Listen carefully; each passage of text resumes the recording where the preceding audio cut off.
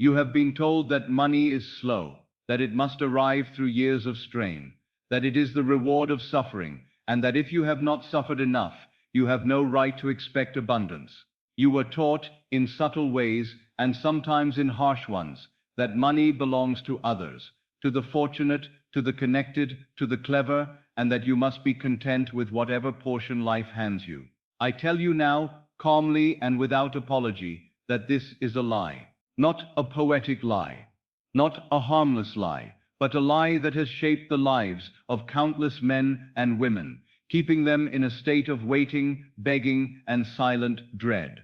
For money is not governed by chance.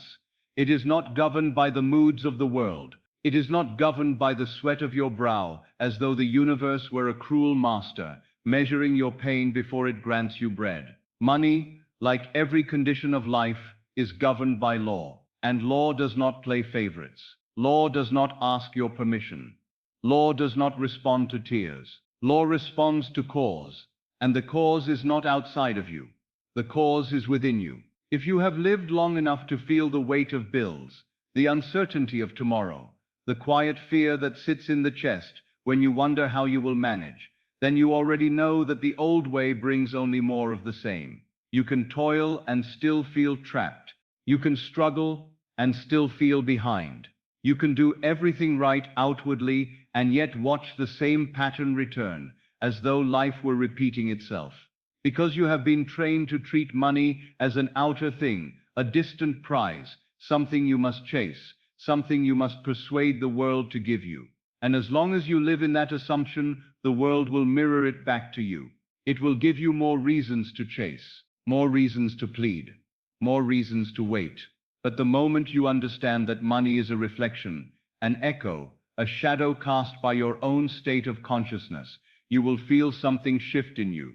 Not excitement, not frenzy, something quieter and far more powerful. Relief, because if money is an effect, then it can be changed at the level of cause. And if the cause is within you, then your life is not at the mercy of circumstances. You are not a leaf blown by the winds of the world. You are not a beggar standing at the gate of life, hoping the God will pity you. You are the operant power. And when I say that, I do not mean it as a compliment. I mean it as a description of a fact, a law. Now I know what you may be thinking. You may say, if this is true, why has it not happened for me? Why have I affirmed? Why have I prayed? Why have I tried to imagine better days? And yet the same reality remains. My friend, the answer is not that you lack power. The answer is that you have been taught to use the power incorrectly. You have been taught to ask as though you were separate from the source, to hope as though the thing desired were far away, to speak as though you were pleading with life instead of commanding from within. And so, your very effort has been a confession of lack. When you say, I want money, you are declaring, I do not have money. When you say, I hope it comes, you are declaring, it is not here. When you say, maybe one day, you are declaring, not now. And the subconscious, that depth of your own being, which takes your inner speech as law, hears the state behind the words. It does not hear your polite requests. It hears your assumption. It hears what you really believe yourself to be. It hears what you accept as true when no one is watching. And then, faithfully, it produces the world that matches that inner acceptance. That is why you can have the same opportunity as another and receive a different result. That is why two people can live in the same city, under the same sky, and one moves as though life opens for them, while the other feels as though life is always saying no. It is not luck. It is not destiny. It is state. You have been told that money requires time, that it requires delay, that it requires waiting for the right moment. But delay is not a law of life. Delay is a state of consciousness. Waiting is not a necessity. Waiting is an assumption. And tonight, I intend to show you how to step out of that state, not by force, not by begging, but by a simple inner act, a short declaration, a code that when spoken correctly, does not merely comfort you. It does not merely inspire you for a moment. It impresses itself upon the subconscious so deeply that your outer world must begin to rearrange itself to match it. Now, I must be clear about something. I am not offering you magic. I am not offering you superstition. I am not asking you to believe in fortunate omens or mysterious signs. I am speaking of law. And law is impersonal. If you drop a stone, it falls. Not because you deserve it, not because the stone chooses to fall, not because you prayed for it. It falls because that is the nature of law. In the same way, if you impress the subconscious with the feeling of wealth, the subconscious must express that state as your experience, not because you are special, but because the law is faithful. This is why the poor man remains poor, even when money comes to him unexpectedly. He may receive a sum, and yet he loses it, for his state is still poverty. The outer gift does not change the inner conception, and so the inner conception destroys the gift. Meanwhile, another man, with little in his hand, rises into prosperity again and again, because his state is wealth. He does not depend upon one channel. Life becomes his channel. So I am not here to teach you how to get money as a thing. I am here to show you how to assume the state that produces money as naturally as a tree produces fruit. And when you enter that state, you will notice something unusual. You will stop straining. You will stop pleading. You will stop watching the world with anxious eyes, measuring every hour, asking, has it happened yet? You will begin to feel supplied even before you see the evidence. And I tell you, that feeling is the beginning of the miracle. Because the miracle is not the outer event. The miracle is the inner change, the shift from being one who waits to being one who has. Now listen to me carefully, because this is where most people miss it. They think the power is in the words themselves. They repeat phrases as though the repetition were the cause. They say a sentence again and again with a heart that still feels afraid, still feels doubtful, still feels unworthy. And then they wonder why nothing changes. But words are not the power unless they are spoken from the state. The state is the power. The words are simply the shape the state takes as it moves through you. So when I speak to you of a code, I do not mean a charm. I mean a way of speaking that implies you have already received. A way of speaking that carries the feeling of possession. A way of speaking that does not ask life to change, but assumes it has changed.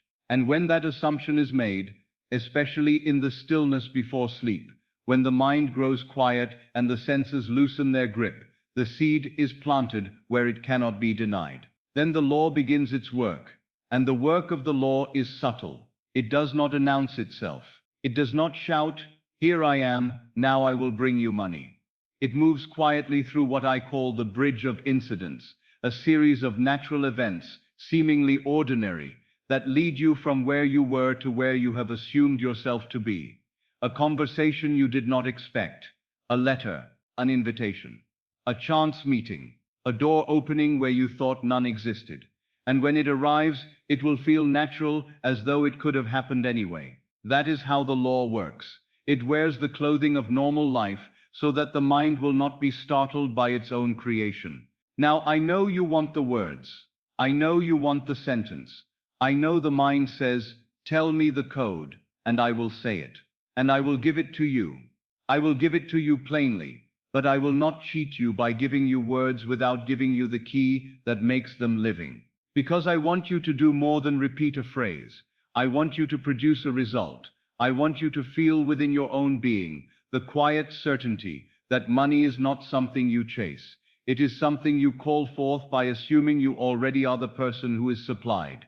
So stay with me, not because I need your attention, but because you deserve the full revelation. If you listen only for a sentence, you may miss the state.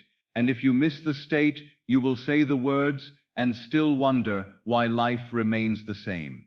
But before this talk is finished, you will not only know what to say, you will know how to say it, how to speak it from the inside, so that it takes root, so that it becomes natural, so that it hardens into fact. And when you do, you will understand, perhaps for the first time, that money was never the master.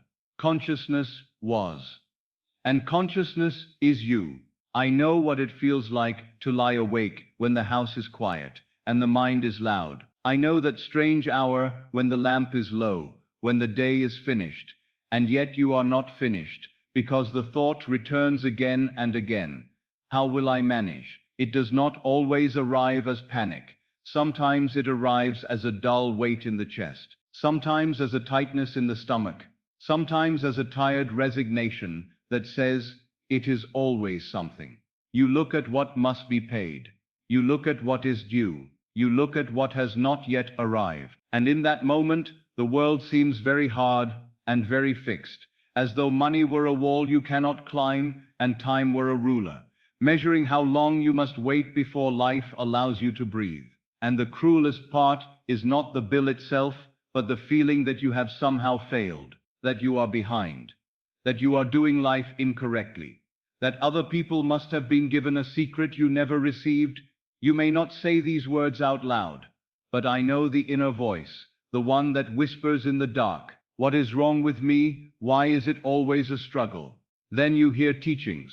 You try them. You repeat phrases. You attempt to imagine something better. And for a brief moment, you feel hope. But when the outer world does not shift at once, the hope turns against you. It becomes self-accusation. You begin to think, perhaps I did it wrong. Perhaps I cannot do it at all. Perhaps the power is real, but not for me. My friend, listen to me with tenderness now. It is not that the law does not work. The law is always working. It does not rest. It does not take a day off. It does not wait for your permission. It is working in you even as you listen to these words. And it is not that you are incapable. It is not that you lack faith by nature. It is not that you are unworthy. Most of the people who come to me with the heaviest burdens are not weak. They are simply exhausted. They have carried worry for so long it feels like part of their identity, like a garment they cannot remove. The real tragedy is simpler than that. You were taught to use the power backward. You were taught to look at the world first and then decide what you are allowed to feel. You were taught to say, when I have more, then I will relax. When the account is safe, then I will feel secure. When the bill is paid, then I will breathe again. Do you see what that means? It means you have been placing the cause outside yourself. You have been waiting for the shadow to move before you change the light. And because you wait, you remain trapped in the very state that continues to produce the condition you fear. So you tried to affirm perhaps. You said, I am prosperous, and then you looked at the figures and felt the sting of contradiction. You said, money comes easily, and then the mind answered, no, it doesn't. You said, I am abundant, but the body still carried the feeling of scarcity. And because the subconscious responds to feeling more than to words, the stronger impression was not the affirmation, but the doubt hidden beneath it. This is why so many people try and then abandon it. They do not abandon because they are foolish. They abandon because they feel mocked by the outer world. They feel as though they have done something wrong. They conclude, quietly, that they are the exception to the law. But there are no exceptions, there are only states. And a state, once occupied, will express itself. If you occupy the state of waiting, you will experience more waiting. If you occupy the state of struggle, you will experience more struggle. If you occupy the state of not yet, life will mirror not yet back to you with unerring accuracy. I am speaking to you like this not to scold you, but to relieve you. Because when you see that the trouble was never your worthiness, never your intelligence, never some invisible force refusing you, when you see that the trouble was only the direction you were facing, then the burden begins to lift. It is like a man who has been trying to open a door by pushing, when all along the door must be pulled. He grows exhausted, angry, ashamed. He thinks the door is locked. He thinks he is weak. But the moment he changes his movement, the door opens with ease. That is what I mean when I tell you you were taught to use the power in reverse. You have been trying to make the outer world the cause of your inner peace, and the law demands the opposite. Your inner state is the cause of the outer world. Now, if you are tired, truly tired, not just in the body, but in the spirit, tired of trying and failing, tired of hoping and being disappointed, tired of telling yourself you must be strong, while you feel the strain of surviving. Then I want you to hear this next part as though it were spoken just to you, because in a few moments I will show you why your affirmations did not work, even when you meant them. And I will show you why a single phrase, spoken in the right way, from the right depth, at the right hour, can begin to change the pattern that has followed you for years, not by force, not by luck, but by law. You will understand the one mistake that turns affirmation into mere noise, and the one shift that turns a sentence into a seed. And when you understand it, you will no longer blame yourself for every doubt or fear that one anxious moment has ruined everything. You will see how to return, gently, to the state that produces supply, because the law is not fragile. It does not shatter because you had a difficult day. It responds to dominance. It responds to what you consistently consent to as true. So be kind to yourself as we go forward. You are not trying to impress a distant power that is judging you. You are learning to impress your own subconscious with a new assumption, one that feels like relief, like safety, like quiet confidence. And once that assumption takes root, money will come, not as a miracle that falls from the sky without reason, but as the natural harvest of a state you finally learn to occupy. Stay with me a little longer.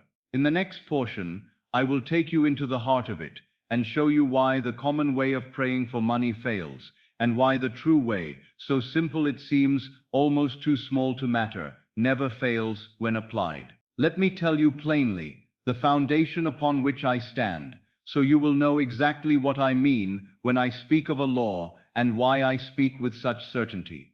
I am not offering you a philosophy to admire. I am not offering you a comforting story to soothe you for a night. I am speaking of the one power that fashions every experience you have ever known. That power is consciousness. By consciousness, I do not mean your cleverness or your education or the thoughts you happen to think in passing. I mean the simple awareness of being, the silent sense within you that says, without argument and without proof, I am. That awareness is the beginning of everything, and imagination is the activity of that awareness. Imagination is not mere fancy. It is not childish dreaming. It is not an escape from life. Imagination is the creative power of God in man. It is the workshop where the unseen takes form before it ever appears as a fact in your world.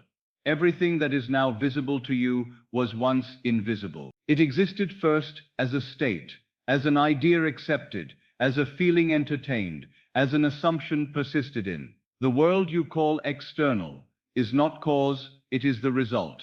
It is the outpicturing of consciousness. It is consciousness made visible. Now I know those words can sound lofty, and you may think, very well, but what does this have to do with my rent, my bills, my daily needs? It has everything to do with them, because the conditions of your life are not separate from you. They are not happening to you from some distant, indifferent realm. They are happening from you, as the shadow follows the body. I have said it many times, and I will say it again, because it must be understood. There is no one to change but self. Not because you are to blame in the harsh sense, but because you are the only operant power in your world. Your life reflects your state. If you change the state, the reflection must change. I did not arrive at this conclusion through speculation. I arrived at it through experience, through observation, through test after test. Not only in my own life, but in the lives of those who listened, applied, and proved for themselves that imagination creates reality. That is why I do not ask you to accept anything merely because I say it. I would not have you believe a word I speak without proof. Faith without experiment is fragile. It becomes superstition, and superstition collapses the moment the senses mock it. But when you prove a principle by personal experience, it becomes knowledge. It cannot be taken from you. It cannot be argued away. It stands. So when I speak to you of a code, understand me. I am not asking you to join a belief. I am inviting you to test a law. And the way you test a law is not by debating it, but by applying it. This is my style, and it has always been my style. Try it and see. Do not take my word for it. Do not take any man's word for it. Put it to the test in your own world. Make the experiment, and if the result follows, you will have done what no argument can do, you will have touched the law. I remember how people first react when they hear that their inner assumptions shape their outer life. Some feel anger, for it seems to place responsibility upon them, where they had long placed it upon circumstance. Some feel fear, for they wonder if they have been creating unconsciously all along. And some feel relief, a deep relief, because if the cause is within, the remedy is also within. And I speak to that part of you now, the part that longs to be free from the tyranny of outside conditions, the part that has suspected, perhaps quietly, that there must be more to life than this endless struggle. There is. But you must accept one thing: consciousness is the only cause, not the economy, not chance, not other people, not the times you live in, not the opinions of men, not the weather of fortune. These are all effects, shadows on the wall. The cause is always within. Now do not misunderstand me. I do not deny that the world of facts appears real. It feels real. It pressures you. It demands your attention. It presents itself as final, but it is not final. It is only the past made visible. Yesterday's assumptions hardened into today's circumstances. If you treat today's facts as the cause, you will remain chained to yesterday's state. You will keep recreating the same pattern, because you have made the shadow your master. But if you understand that the shadow is only the echo, you will stop chasing it. You will stop wrestling with it. You will stop begging it to change. You will go to the source, and the source is your own wonderful human imagination, governed by your awareness of being. This is why the words, I am, are so important. They are not mere grammar. They are not casual speech. They are the name of the creative power in you. Every time you say I am, you are declaring a state. You are clothing the divine name with a condition, and what you clothe it with is what life must express. Most people never notice what they attach to those words. They say, I am tired. I am unlucky. I am always behind. I am not good with money. And they speak it as though it were harmless. But the subconscious does not hear it as harmless. It hears it as a decree, and life reflects it back with perfect fidelity. So I tell you, do not treat your inner speech as casual. It is not casual. It is creative. Now I want you to feel the atmosphere of this teaching, because it is not meant to make you anxious. It is meant to make you powerful, quietly powerful. The kind of power that does not need to shout because it knows. When you understand that consciousness is cause, and imagination is the creative act of consciousness, you will stop trying to force the world. You will stop trying to make money come through desperation. You will stop living as though you are pleading with life. Instead, you will assume a state and let the world reflect it. And this is the thing you must grasp before I give you the phrase, before I give you the code, before we move into the practice. Money is not pursued. Money is reflected. It comes as the echo of a state. It arrives as the shadow of an inner conviction.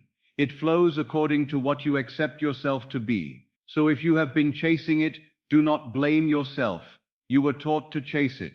But tonight you will learn how to reverse the direction. You will learn how to stop running after the shadow and begin to change the substance. And when you do, you will discover something that sounds almost unbelievable until you have experienced it.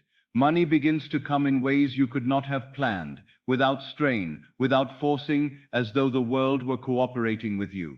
It is not the world cooperating. It is the world obeying, because it always has. Now stay with me as we go forward, because the next part is where the entire mystery becomes practical. You will understand why words become things, why some words die on the tongue, while others become living fact, and why the simplest inner act, done at the right depth, can begin to dissolve a lifetime of struggle. But remember the spirit in which I teach you, test it, and see. For the law is not waiting to be believed, it is waiting to be used. Now let me take you to the very foundation of this whole matter, because if you do not understand it, you will treat what I am about to share as mere speech, and you will miss the power hidden inside your own mouth. Words are not harmless.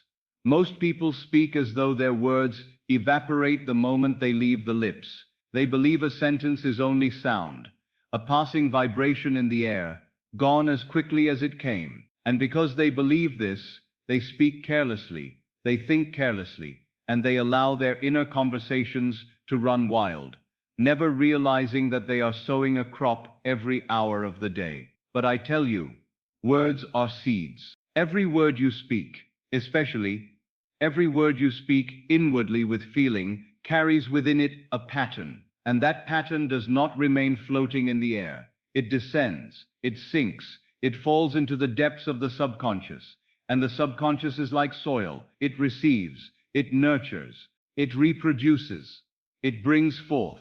The soil does not argue with the seed. It does not debate it. It does not ask whether you truly meant it. It does not judge whether the seed is noble or foolish, wanted or unwanted.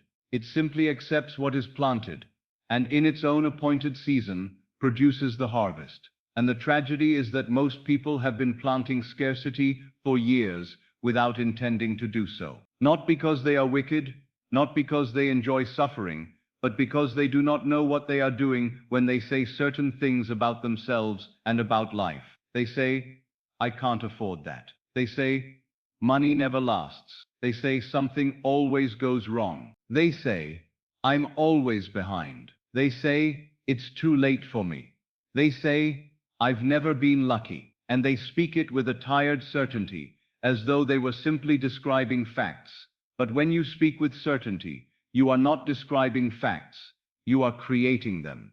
And the subconscious, hearing that certainty, accepts it as a command. It is like a woman receiving seed. She does not reason with it. She conceives it, she carries it, and then, in due time, she brings it forth as life. In the same way, your subconscious conceives whatever you plant in it through inner speech and feeling, and it brings it forth as your experience. Now you may ask, if that is true, why do I say many things that never come to pass? Why do idle words not all become events? This is where the mystery becomes practical. It is not the casual word that goes deep. It is the word clothed with feeling. There are words you utter like dust. They drift and settle nowhere. You speak them without conviction. They carry no weight. They do not enter the soil. They remain on the surface of the mind like seeds scattered on a stone road, soon blown away. But there are other words you speak that are heavy with emotion. A word spoken in fear, a word spoken in shame, a word spoken in bitterness, a word spoken in deep longing, a word spoken in quiet faith. These words are not light. They are weighted, they fall, they sink into the soil. And because they carry feeling, they take root. You may have noticed this in your own life, without understanding why. You can speak 20 pleasant things in a day, but one sentence spoken in fear can haunt you for hours. One anxious thought can take over the body. One inward confession of dread can make the whole world feel darker. Why? Because feeling is adhesive. Feeling is what makes an idea stick. Feeling is what makes a seed penetrate the soil of the subconscious. So when you say, I am afraid, and you truly feel afraid, you have planted fear. When you say, I am burdened, and you truly feel the weight of burden, you have planted burden. When you say, I am always struggling, and you feel the exhaustion of struggle, you have planted struggle. And you may not see the harvest immediately, but the seed is alive. It is working. The soil is faithful. The subconscious does not sleep. It works while you are at your table, and it works while you are in the street, and it works while you lie in your bed. It is always receiving impressions, always arranging life to correspond to the dominant seed. This is why I say to you, your life is not shaped primarily by the events of the day, but by the story you tell yourself about those events. Two people can meet the same circumstance. One interprets it as disaster, the other as a doorway. One goes to bed fearing tomorrow. The other goes to bed assuming things will work out. And each awakens into a world that confirms the seed they planted. Now listen closely, because this is where the matter becomes very personal and very tender. There is a habit that seals scarcity more effectively than almost anything else, and it is so common that most never see it. It happens at the end of the day. The day finishes. The work is done. The house grows quiet. You sit with your thoughts, and in that quiet, you begin to review. You remember what did not work. You remember what you could not pay. You remember the conversation that unsettled you. You remember the disappointment. You remember the bill you did not open. You remember the fear you pushed aside during the day because you had to keep moving. Then, as night comes, you lie down and you say to yourself, perhaps softly, perhaps without words at all, I don't know how I'm going to do this. And you feel it. You feel the uncertainty. You feel the heaviness. You feel the dread of tomorrow. That is not harmless reflection. That is planting. And the reason it is so powerful is because at night the mind is less defended. The body is tired. The will is weakened.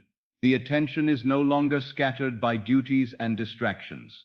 What you feel in that quiet hour sinks deeper than what you feel at midday. So many people, without meaning to, end their day by sowing the seed of lack. They do not do it because they want lack. They do it because they believe they are being realistic. They call it prudence. They call it honesty. They call it facing facts. But in truth, they are impressing the subconscious with the very state they wish to escape. And the subconscious, being faithful, produces more reasons to feel the same way. Then they rise in the morning and say, of course, I knew it would be difficult. And they do not realize that their knowing was the seed. Let me put it in an image so clear, you cannot forget it. If you held a pouch of seeds in your hand, some were wheat and some were thorns, and you walked into your garden each evening, tired and without thinking you tossed handfuls of seeds into the soil, what would you expect to grow? You would not be surprised if thorns appeared.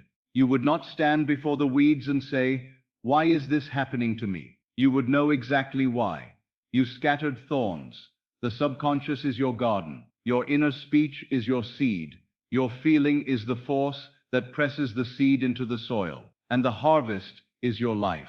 Now I speak to you gently because I know that some of you will feel a sting when you hear this. You will begin to remember the words you have spoken in exhaustion, the vows you made in bitterness, the confessions you repeated in fear. And you may think, have I harmed myself? Have I ruined my future? No. The law does not punish you. It simply reflects you. And if you have been reflecting scarcity, you can begin reflecting supply. The same soil that grew weeds can grow wheat. Do you hear me? The same subconscious that accepted fear will accept faith. The same inner world that produced struggle can produce ease. But it begins with understanding that words are seeds, and you must plant deliberately. Now there is another subtlety that you must see, for it explains why some people speak positive words and yet remain trapped. They speak affirmations like decorations, but they do not change the feeling beneath them. Their words are bright, but their state is dark. They say, I am rich, while feeling poor. They say, I am safe, while feeling threatened. They say, I am provided for, while feeling abandoned. And the subconscious receives the feeling, not the decoration. It receives the state, not the performance. So it is not enough to speak beautifully. One must speak truthfully from the standpoint of assumption. One must speak as though it were already done. One must speak with the tone of reality. That tone is what penetrates. That tone is what plants. That tone is what creates. And now you are ready for the next layer, the part that almost no one understands at first. And yet it explains why a single sentence spoken at 1 hour can do more than 1,000 sentences spoken at another. Because there is a time, an interval, when the soil is most open. There is an hour when the guard at the gate grows sleepy. There is a moment when a word enters without resistance. And that is what we must speak of next. There is a reason I speak to you about tonight, and I do not speak to you this way to create pressure. I am not trying to frighten you into action, nor am I placing a superstition upon the clock. I am pointing to a doorway that you pass through every single day, whether you know it or not. Most people walk through it blindly. They stumble through it, carrying the burdens of the day, as though they were dragging sacks of stones behind them. They carry their arguments, their worries, their disappointments, their fear of tomorrow. They carry the feeling of not having enough, of being behind, of being unsafe. And then they lie down, close their eyes, and let sleep take them. They do not realize that this moment, this quiet interval before sleep, is the most fertile window in the entire day. It is not about a literal hour on a clock. Midnight, if you like, is a symbol. It represents the threshold, the point where one state ends and another begins. But the true midnight is the moment your consciousness begins to withdraw from the outer world and enter the inner. It is the moment the body grows heavy, the eyes tire, and the mind begins to drift. That is the window. That is the door. And if you learn to use that door deliberately, you will understand why one quiet act before sleep can outweigh an entire day of anxious effort. During the day, the senses are loud. The world is bright. Duties call. People speak. The mind is pulled in many directions. And because the outer world is so convincing, you are constantly tempted to accept it as final.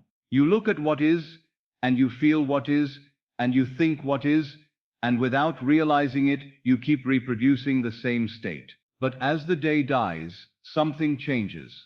The lights grow dim. The noises fade. You are no longer surrounded by demands. You begin to return to yourself. And in that returning, the guard at the gate grows tired. There is a watchman in the mind. He is the one who argues. He is the one who says, "That cannot be."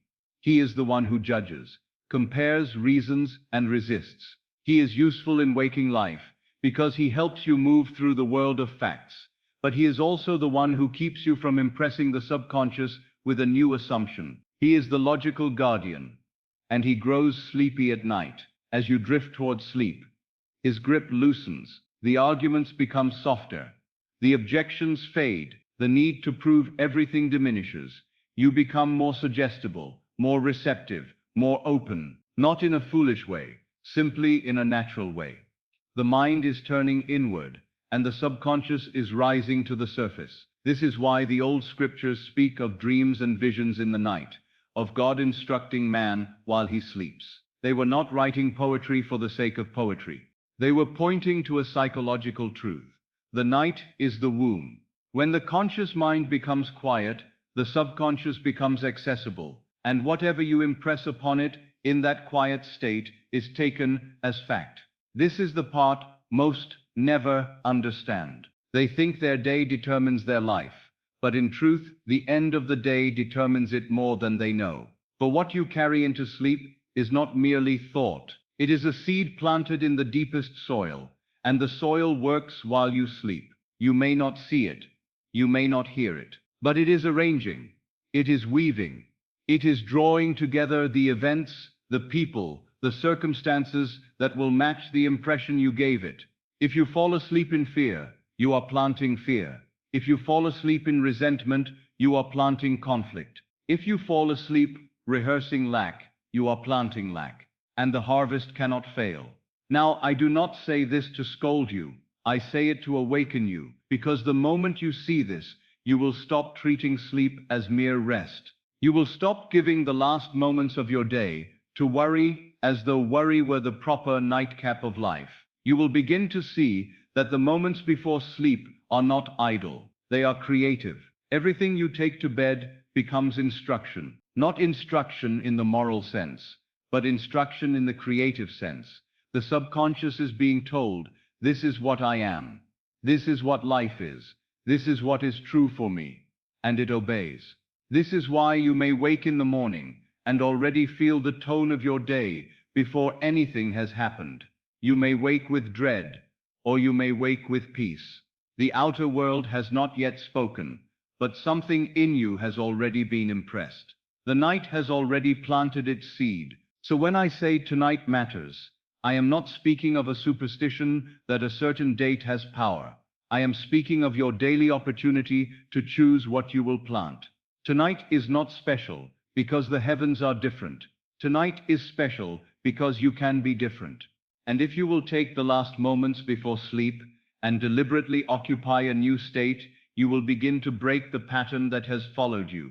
You will begin to reverse the old habit of sealing scarcity. You will stop feeding the soil with worry and begin feeding it with certainty. Now notice what I am saying. I am not asking you to pretend outwardly. I am not asking you to shout declarations into the air while your heart trembles. That is not the way. That is effort, and effort often conceals doubt. I am asking you to do something quieter and far more powerful. I am asking you to enter the state in which the thing you desire is already true. If you desire money, you must not go to bed as a man or woman who is waiting for money. You must go to bed as one who is already supplied. You must let the feeling of relief, the feeling of safety, the feeling of it is done become your final mood. And the subconscious, receiving that mood, will set about to externalize it. It may externalize it as money.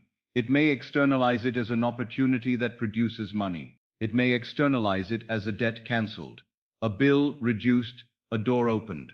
The form is not your concern. The state is. But here is the danger, and this is why I am careful with you. If I were to hand you a sentence now, without first establishing the state, you might treat it like a charm. You might repeat it while still feeling anxious. You might say the words as though they were a desperate attempt to control life. And when you did not see an immediate change, you would assume failure, and that assumption would become your harvest. So I will not rush to give you the code. Not yet. Because without the correct state, it would be only sound. A beautiful sound, perhaps, but still sound. And sound alone does not create. Feeling creates. Assumption creates. State creates.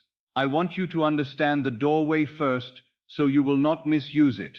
I want you to see why tonight matters, so you will approach the practice with reverence instead of desperation. I want you to learn to enter sleep as though you have already received, so that when I finally give you the phrase, the short, simple code, you will speak it as a decree, not as a plea. Then the words will have weight. Then they will sink. Then they will plant. And the soil will do what soil always does.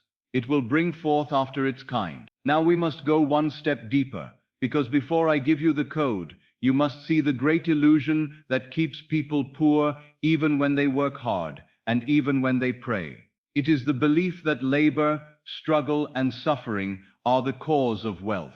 And until that belief is broken, you will keep returning to the old state, even as you try to practice the new. So let us tear out that root next. Now we must strike at the root of the great myth, because as long as it remains in you, it will quietly sabotage everything you do. It will sit beneath your prayers like a hidden stone. It will sit beneath your affirmations like a silent contradiction. And you will find yourself returning again and again to the same old struggle, not because the law fails, but because you keep planting the same seed. The myth is this, that money comes from effort, not from inspired action, not from honest work as an expression of life, but from sheer strain, sweat as savior, struggle as proof of worthiness, exhaustion as the price of supply.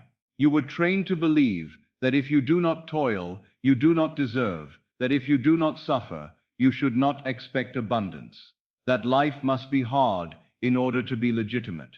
And I tell you, if that were true, the most exhausted people in the world would be the richest. Look at the ones who labor until their hands ache. Look at the ones who rise before dawn, who carry burdens all day, who give their strength to the world until little is left. Are they the ones with overflowing accounts and quiet freedom? Often they are not.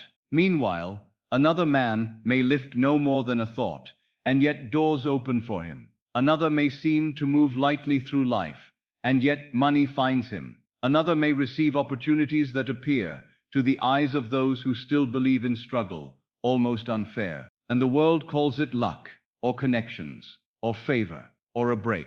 But I am telling you something that will sound offensive to the old way of thinking, and yet will liberate you if you grasp it. The difference is not effort. The difference is state. The one who believes struggle is the cause will struggle, because he has assumed himself to be a struggler. The one who assumes himself to be supplied will be supplied, because the outer world must mirror the inner conviction. This is not a condemnation of work. Work can be joyful. Work can be an expression of love. Work can be the natural bridge by which a state externalizes itself. But work is not the cause. Work is one of the forms the bridge may take.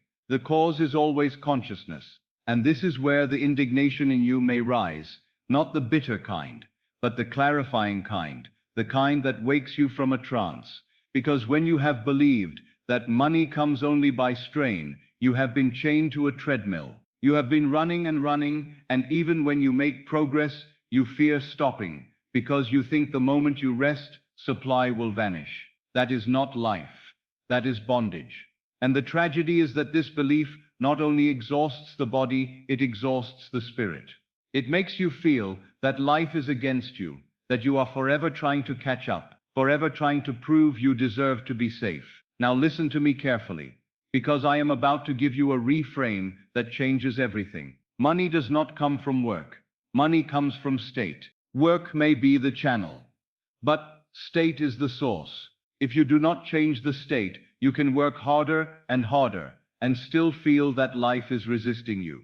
You may even increase your income and still live in fear, because the inner state has not changed. The state of not enough will turn even abundance into anxiety. And this is why some people can receive a sudden sum and lose it quickly. Their state remains lack, and the state will find a way to express itself even through the losing of what was gained. While another can be in difficult circumstances and yet rise steadily, because he carries within himself a different assumption. He assumes increase. He assumes favor. He assumes that life supports him. And so life supports him, not because life has preferences, but because life is himself pushed out. Now let me give you the simplest image, because if you hold this image, you will never again be deceived by the outer world. The outer world is a mirror. Your inner state is the face. If you stand before a mirror with a frown and you do not like what you see, what do? Do you argue with the mirror? Do you strike it? Do you shout at it and demand it change? No, that would be madness. You change your face, you soften your expression, you smile, and instantly the mirror responds. The mirror has no choice. It cannot say, "No, I will not reflect your smile today." It reflects what is placed before it. In the same way, your world is reflecting your inner state. It is mirroring the assumptions you live from, often without knowing you are living from them. So when you look at your bank account and feel fear, you are not merely observing a number. You are entering a state. You are saying, without words, I am unsafe. And the mirror reflects it back as more reasons to feel unsafe. When you look at bills and feel dread, you are not just facing facts. You are impressing the subconscious with the state of dread. And the subconscious, faithful soil that it is, brings forth more of the same. You are polishing the mirror while refusing to change the face. That is the old way, and it is exhausting, because it can never work.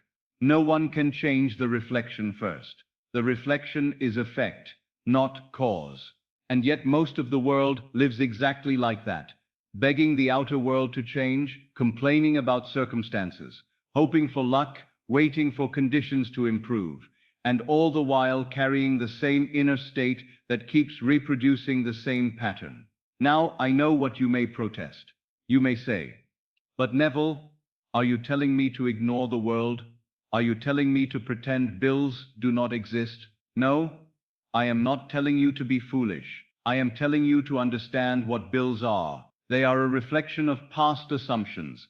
They are not the cause of future supply. If you let them determine your state, you will remain trapped. If you change your state, they will change, because the mirror must conform. This is the liberation. You do not need to fight the outer world. You need to stop granting it authority. You need to stop treating effect as cause. Now this is the point where many people feel a strange mixture of anger and relief. Anger because they realize how long they have been taught the wrong order. Relief because they sense, perhaps for the first time, that the burden can fall away. Because if state is the cause, then you can change state without waiting. You can occupy the feeling of being supplied before the supply appears. You can live inwardly as the person who is provided for before the world confirms it. And that is not deception. That is creation. For creation always begins in the unseen. You do not see the seed sprouting the moment it is planted. Yet if you planted wheat, you do not doubt wheat will come. You trust the unseen process. You water the soil. You wait. You do not dig up the seed each morning to check if it is working. You would destroy it by your anxious interference. In the same way, when you change state, you must allow the outer world time to reflect it. Not time as punishment, but time as the natural interval of the bridge of incidents. Now, do you see why the myth of effort is so dangerous?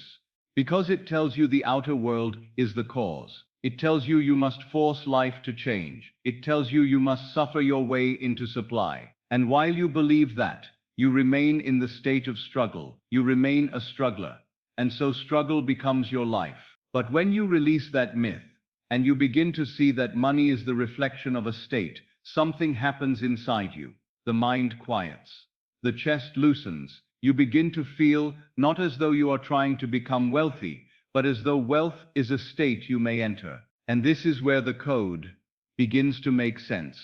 Because the code is not a trick to get money. It is a way of entering the state that produces money. It is a way of changing the face, so the mirror must change.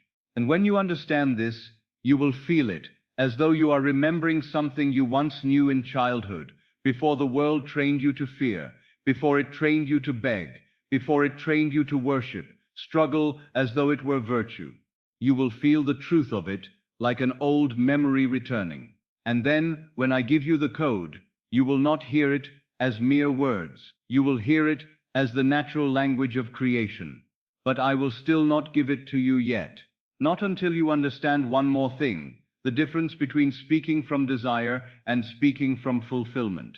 The difference between asking for money and assuming supply, because that difference is the entire hinge of the law. In a moment, I will show you that distinction so clearly that you will never again pray as a beggar. And once you grasp it, the code will not feel foreign to you at all. It will feel like you have finally come home. Now we come to a delicate point, and I want you to listen with a certain reverence, because what I'm about to say is simple, almost shockingly simple. And for that very reason, most people overlook it. They imagine that power must be complicated. They assume that if a thing can change their life, it must require long ceremonies, great discipline, painful sacrifice, or some elaborate method known only to a few. But the truth is always near. The code I speak of is short. It is not a long prayer. It is not a book of words. It is not an incantation to be repeated until your voice grows hoarse. It is a brief declaration. Yet it demands something most people have never practiced: a change of posture within. Because the power is not in length, the power is in authority. And there are two ways a person speaks when they desire money. Only two. One way produces waiting. The other way produces fulfillment. The first is the way of the beggar. The beggar speaks from lack. Even when he uses beautiful words, the tone beneath them is need. He says, please, I hope, if only, someday, I wish. And the subconscious hears the state behind his speech. It hears, I do not have. It hears, I am not. It hears, it is not mine. And because it must be faithful to the impression it receives, it produces more of the same, more delay, more longing, more reasons to plead.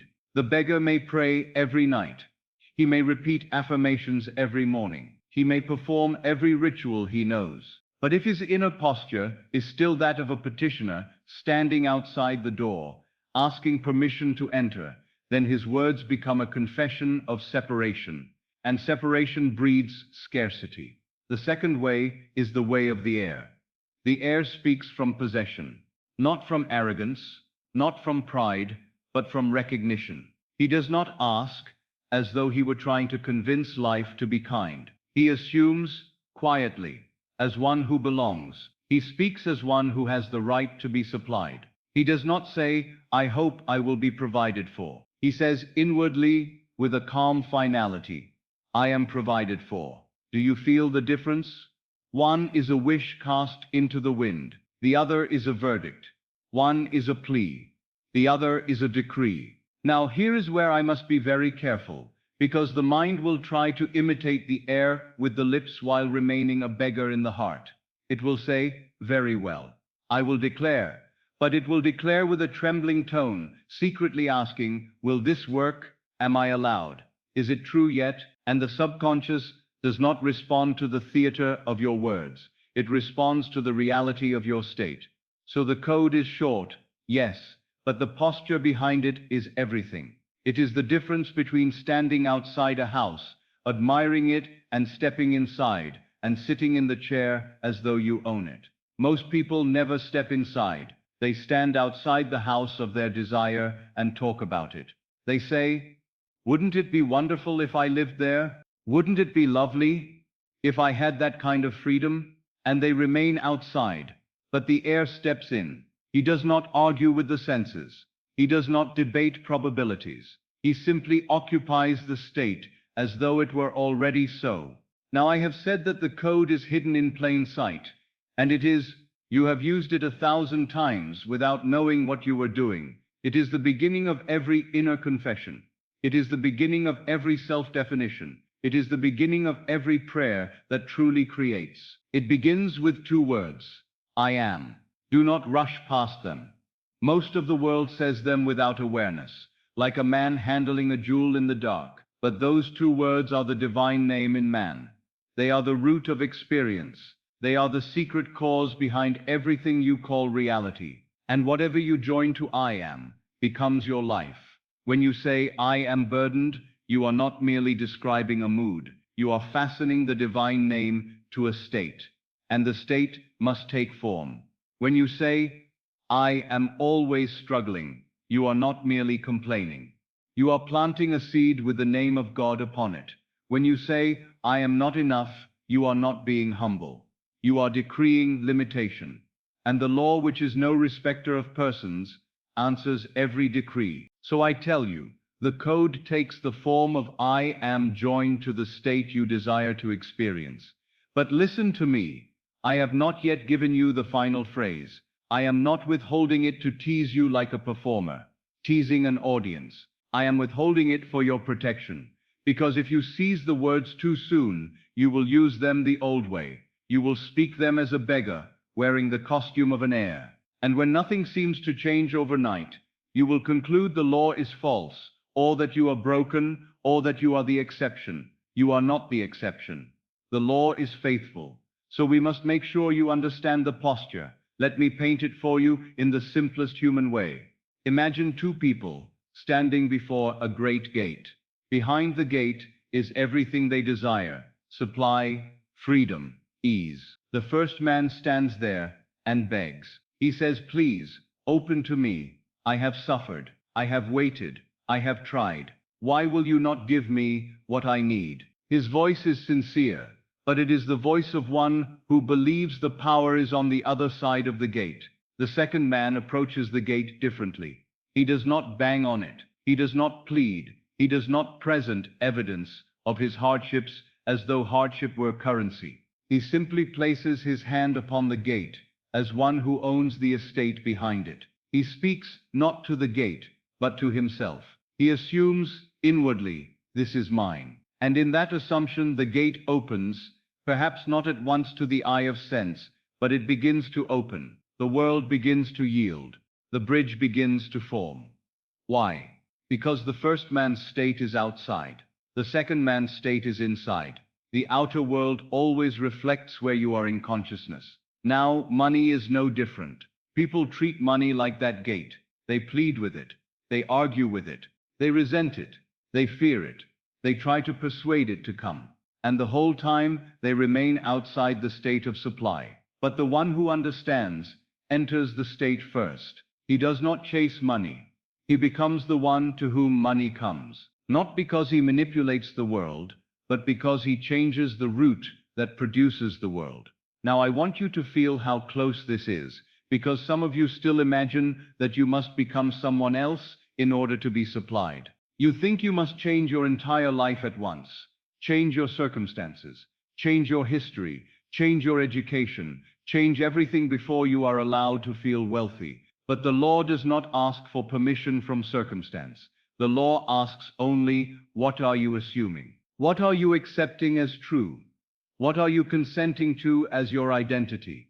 That is why this teaching is both terrifying and liberating. Terrifying to the man who wants to blame the world, and liberating to the man who is ready to be free. Now I will suggest the shape of the code, so you begin to recognize it, but I will not yet give you the full sentence. It is this: I am followed by a state of possession, not desire. Possession, not I want, not I will be. Possession, because the subconscious has no ear for the future. It does not live in tomorrow. It lives in the eternal present. It accepts only what you feel to be true now. So I will be is a confession of not being, and I hope to have is a confession of not having. But I am is present. It is creative. It is the language of being. This is why, when you approach money, you must stop speaking as though you are trying to persuade life to improve. You must speak as though life has already improved within you, and therefore must improve around you. And I know the mind will protest. But Neville, if I say I am supplied while I still see bills, am I not lying? No, you are not lying. You are selecting a state. You are choosing the cause. You are declaring the end before the bridge is visible. A lie would be to declare yourself powerless while holding within you the creative name. A lie would be to accept scarcity as your identity when you were born to command states. You are not making a moral statement about appearances. You are making a creative statement about reality. And reality, I tell you, is first internal. Now let me show you how subtle the difference is between the beggar and the heir, because many people fail right here. A man may say, I am wealthy, but he says it with clenched teeth, as though he is fighting the world. He repeats it to overcome fear, but he is still afraid. He repeats it to cover doubt, but doubt is still there. And the subconscious hears the fear and doubt, and that is the seed. Another man may say, I am wealthy, very softly, almost like a sigh, not because he is trying to convince himself, but because he is accepting a new identity. He does not strain to make it true. He simply rests in the feeling of what it would be like if it were true now. He tastes the relief. He tastes the ease. He tastes the quiet dignity of being supplied. And he lets that be his inner reality. That man is speaking as an heir, and the outer world cannot resist him, because he is no longer wrestling with the mirror. He has changed the face. You may not see it immediately, but the law is already at work. Now, perhaps you will understand why I have not yet given you the final phrase. Because the phrase is not the miracle, the state is the miracle. The phrase is simply the doorway into the state. And if you walk through the doorway with the posture of a beggar, you remain outside. If you walk through with the posture of an heir, you enter. So the question is not, what words must I say? The question is, who am I being as I say them? That is the secret. Now, I promised you I would show you why your affirmations did not work, and why one phrase can. You are beginning to see it now. It is because most affirmations are spoken as attempts to change the outer world, while the inner world remains unchanged. They are spoken as hope, as longing, as pleading, disguised as positivity. But the phrase I will give you is not to be spoken that way. It is to be spoken as a decree, and the decree must be received by the subconscious as fact. How do you make sure it is received as fact? Not by shouting, not by repetition, not by forcing emotion, but by pronouncing it from the quiet state where the mind is pliant, where the body is relaxed, where the senses are dim, where the words naturally sink beneath the surface. In other words, you will learn not only what to say, but how to pronounce it, so the subconscious accepts it as done. In the next portion, I will show you exactly how to speak the code, how to let it fall into you with the weight of reality, so that it does not remain on the surface of the mind as mere sound, but descends into the soil where it must grow. And when you hear it spoken that way, you will know, not with excitement, but with a quiet certainty, that you have found the key you have been searching for. You will feel it like a memory returning, like something you once knew, long before the world told you you were powerless. And then, when you speak it tonight, you will not be asking for money. You will be assuming supply, and the world, being only the mirror of that assumption, will begin to reflect it back to you. You see now why I have insisted that the code is not a charm, and that the words alone are not the power. The power is the state from which the words are spoken, and the state is nothing other than feeling. That is why I have said, and I will say again until it is etched into you, feeling is the secret. People hear the word feeling, and they imagine excitement, dramatic emotion, a kind of fever that must be worked up like a performance. They think, if I do not feel thrilled, if I do not feel a surge, then nothing is happening. And because they cannot maintain excitement, they conclude they cannot create. But that is not what I mean at all. When I speak of feeling, I speak of the inward sense of reality. I speak of that quiet conviction that something is so. I speak of the inner yes that settles the mind. I speak of the mood you occupy, the atmosphere you wear, the tone that permeates your being when you accept a thing as done. The subconscious does not respond to logic. It does not respond to argument. It does not respond to explanations. It is not persuaded by the cleverness of your mind. It is moved by what you feel to be true. You may reason with yourself for an hour. You may prove a thing with facts and figures. You may argue persuasively that you ought to feel safe, and still your body trembles with insecurity. And if insecurity is what you feel, insecurity is what you plant. The subconscious is not impressed by what you want to believe. It is impressed by what you accept as real. That is why so many people struggle with words. They speak words while feeling the opposite. They say, I am prosperous, while feeling anxious. They say, I am supplied, while feeling pressed. They say, money comes easily, while feeling the dread of shortage. And then they wonder why nothing changes. It is because the subconscious takes the feeling as fact and the words as decoration. I am not speaking against words. Words are powerful. Words are seeds. But the seed must be pressed into the soil. Feeling is the pressure. Feeling is the force that makes the seed penetrate. Feeling is what turns a sentence into an instruction the subconscious cannot ignore. Now let me tell you what the sign of true feeling is, because this will save you from striving and from self-torment. The sign is not euphoria. The sign is not frenzy. The sign is not that you feel as though lightning has struck your body. The sign is relief. The sign is normality. The sign is quiet safety. It is that inward exhale, that softening, that gentle sense of it is all right now. It is the feeling you would have if the thing were already done, and therefore you no longer needed to struggle for it. If you had money in abundance, you would not spend your day trembling. You would not spend your day pleading. You would not spend your day constantly proving it to yourself.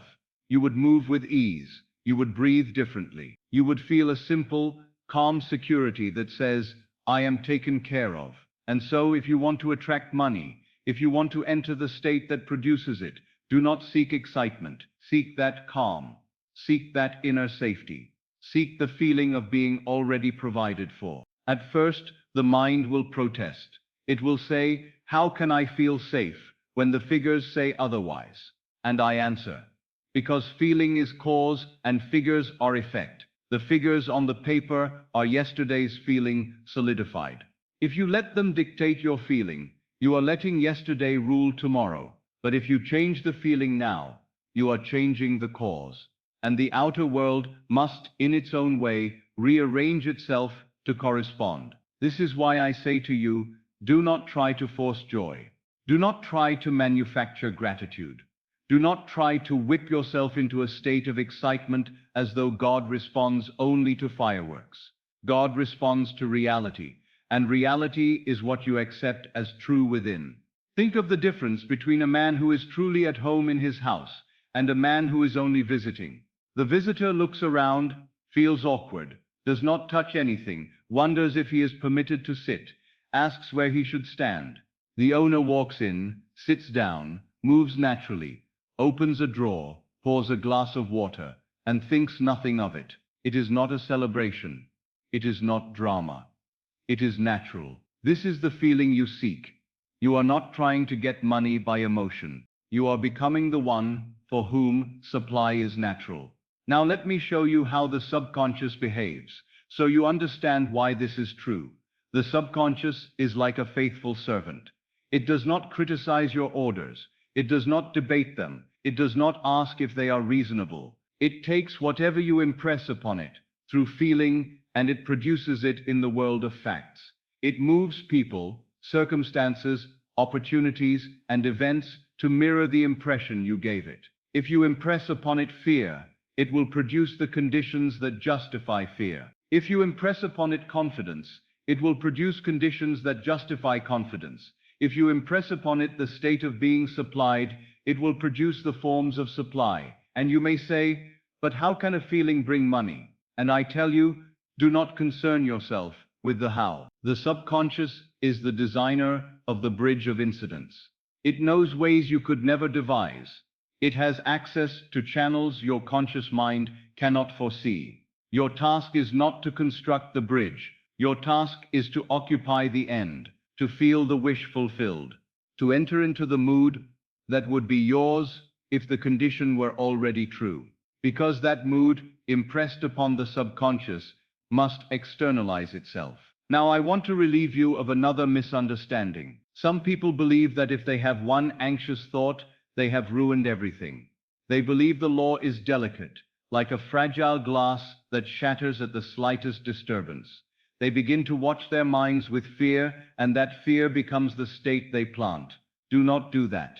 Anxious thoughts may pass like birds in the sky. They do not matter unless you build a nest for them. What matters is where you live. What matters is the mood you return to. What matters is the dominant feeling you accept as your home. So do not punish yourself for being human.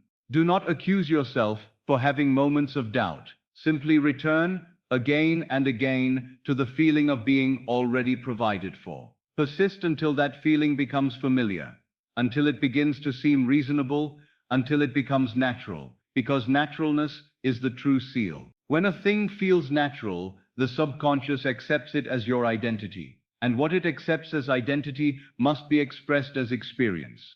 Now I will give you a small exercise, not as a list, not as a mechanical procedure, but as a living scene, so you can taste what I mean. Imagine yourself tonight, in the quiet of your room, with no one watching, no one judging. You have lived your day. You have carried your concerns, and now you are going to put them down, not by force, but by changing the state you occupy. Close your eyes just for a moment, and let the outer world fade. Chew, not fight the day.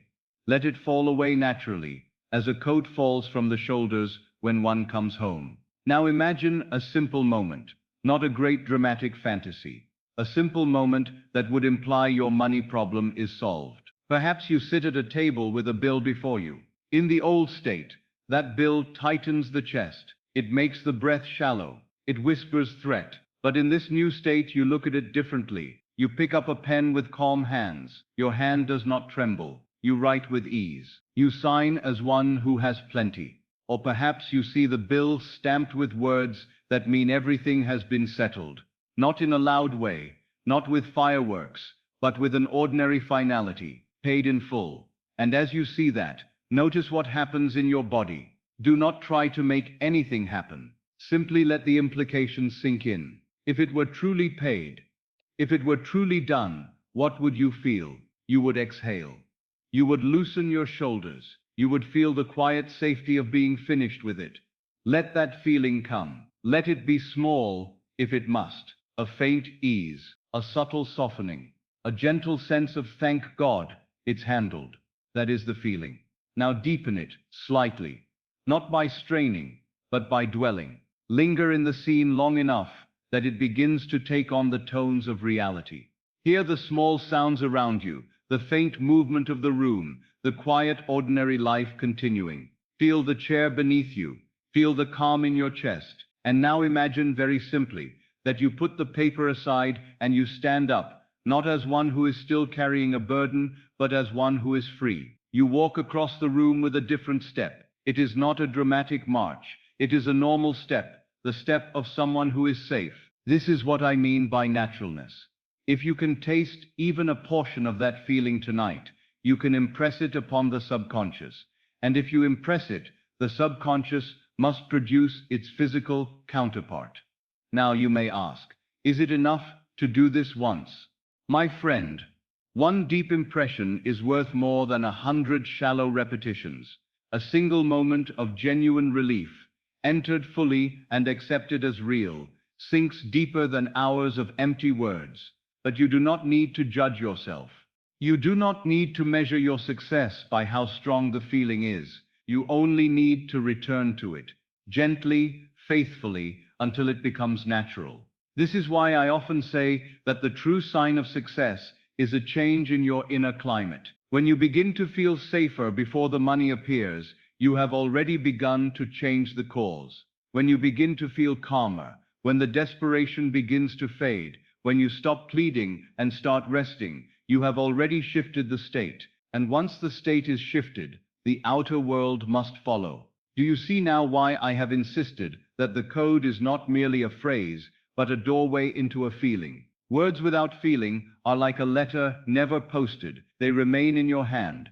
Feeling posts the letter. Feeling sends the message into the depths. And the subconscious, like the faithful courier of creation, delivers it into your world. So do not chase excitement. Do not demand signs. Do not strain for emotion. Seek the quiet feeling of being safe. Seek the naturalness of being supplied. Seek the inward relief that says, it is done. And now, having understood why feeling is the secret, I am going to take you to the threshold where feeling is most easily impressed, where the logical guard grows drowsy, where the mind becomes receptive, where a single sentence spoken from the right state sinks deep and takes root. I am going to take you to the doorway, the state akin to sleep. Now I will take you to the doorway itself, the narrow passage through which the unseen becomes seen. I call it the state akin to sleep. I have spoken of it for years, because it is the simplest entrance into the subconscious, and the subconscious is the womb of experience. During the day, your mind is busy. It is pulled in 100 directions. It argues, compares, doubts, and judges. It asks, how will this happen? It says, be reasonable. It points to the evidence of the senses and insists that what you see must be the truth. And while you are in that daylight state, it is often difficult to impress a new assumption deeply enough to change your world, because the conscious mind stands guard like a stern watchman at a gate. But at night, something very different happens. You lie down. The body grows heavy. The eyes close. The outer world fades. The muscles loosen. The breath slows. And the mind begins to drift. It is not fully asleep, and yet it is no longer fully awake. You can still direct your attention, but you no longer feel the same resistance. You no longer feel the same argument. The watchman grows drowsy.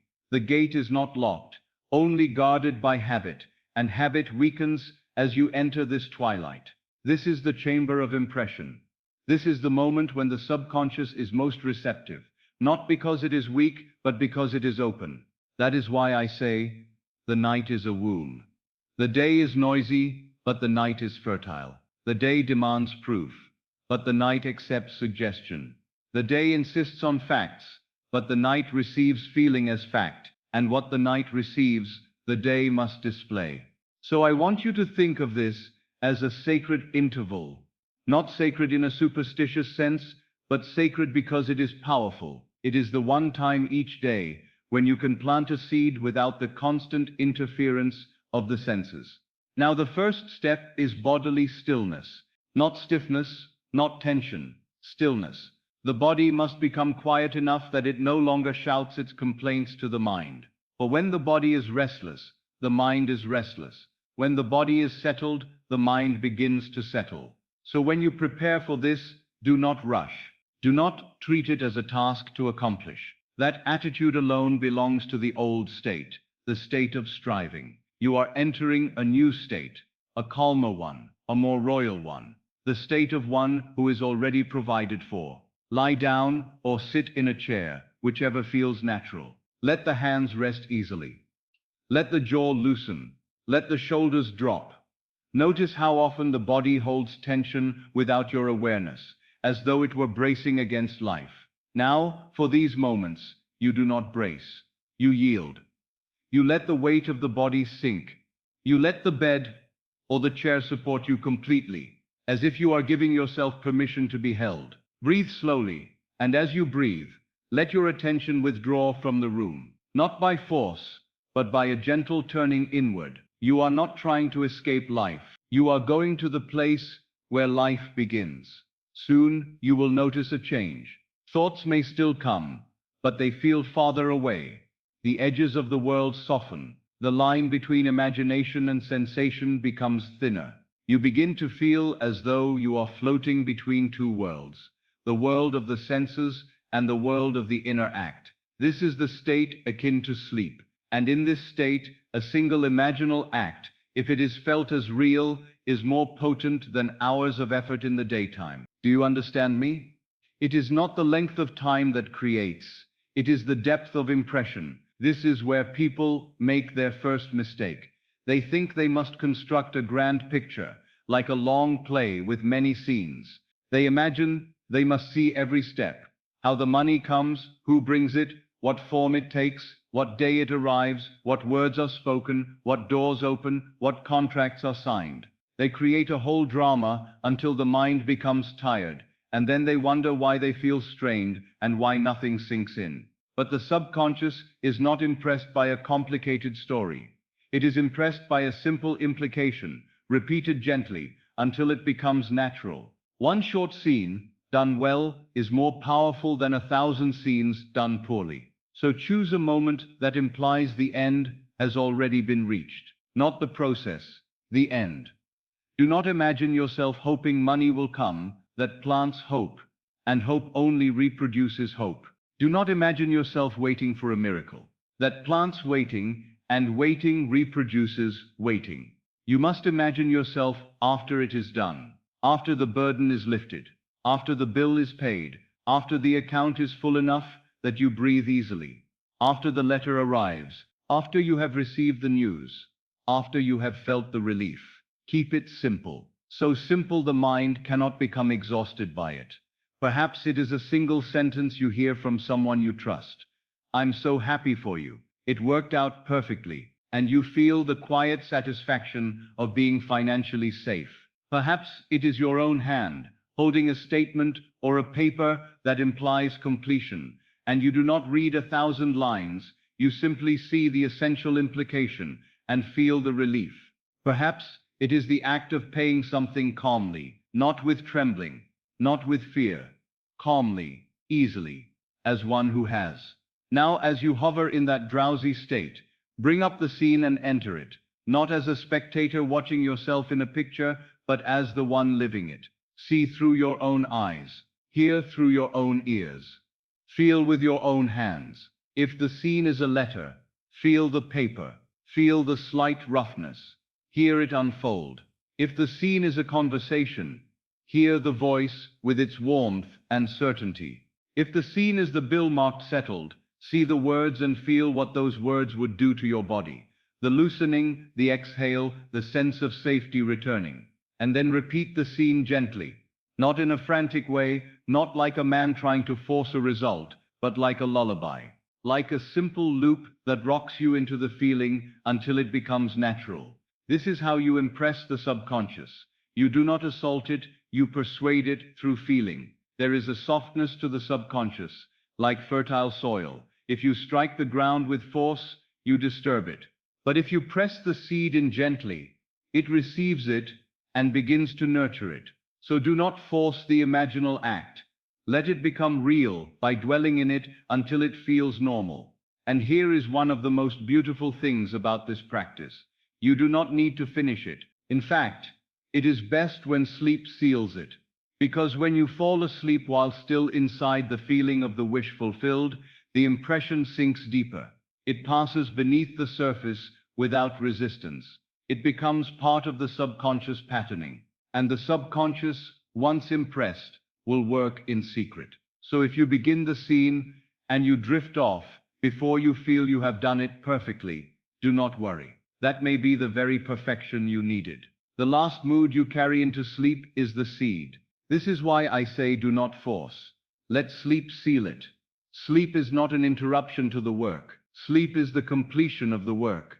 You are not trying to stay awake long enough to accomplish something. You are trying to enter the feeling deeply enough that you can surrender into it. When you can surrender into it, you have done it. Now I will tell you something that will remove a great deal of strain from you. You do not need to feel a great wave of emotion. You only need to feel the difference between not yet and already. That difference can be quiet. It can be small. It can be a gentle settling. It can be a single inward sigh that says, it's handled. That is enough to plant, because the subconscious does not need drama. It needs conviction. And conviction often arrives as quiet certainty, not as excitement. So when you do this tonight, do not look for fireworks. Look for peace. Look for that subtle shift where you stop reaching outward and begin resting inwardly. Now, I can hear the question rising in many minds.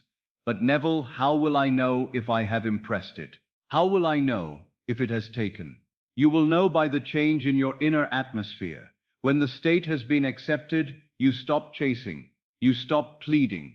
You stop feeling that desperate urgency. You may still have duties in the world, but inwardly you are calmer. You begin to move with a different posture. The mind no longer argues as much. The feeling of inevitability begins to grow.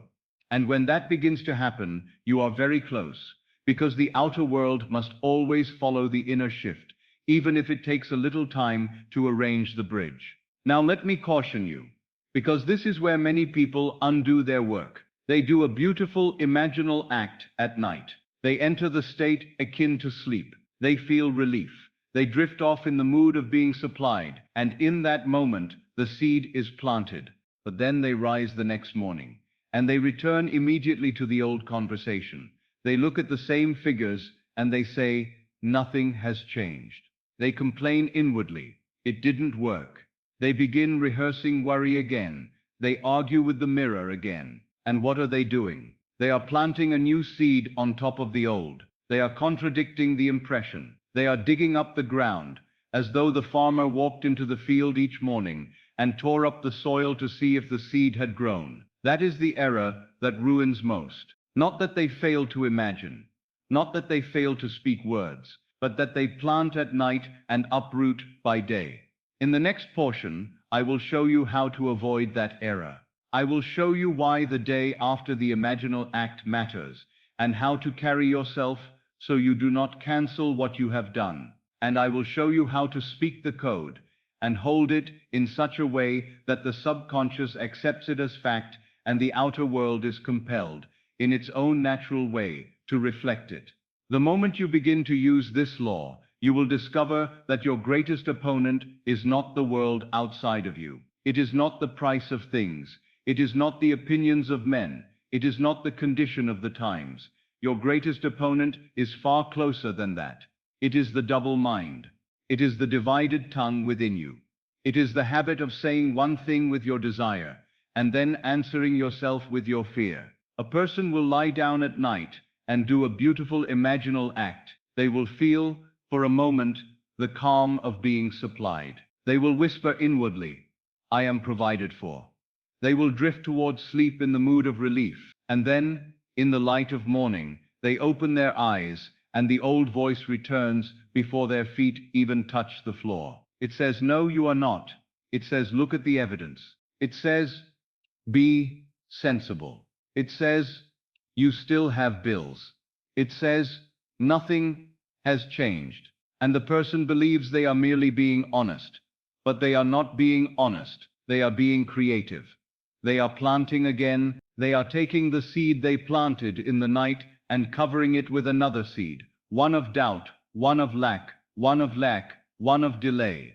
And the subconscious, faithful servant that it is, cannot produce two opposite harvests at once. It will produce the dominant impression. It will obey the stronger story. This is why I tell you that the day after your imaginal act is a kind of battlefield.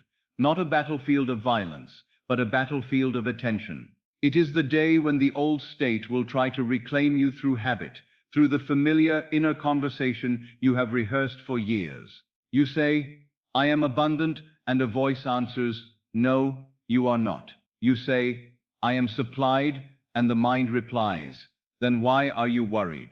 You say, it is done, and the senses whisper, prove it. That argument is the double mind, and the double mind is unstable, because it cannot hold a state long enough for it to harden into fact. It plants and uproots, it builds and destroys, it begins and abandons, and then it concludes that the law is unreliable. The law is never unreliable, only the mind is divided.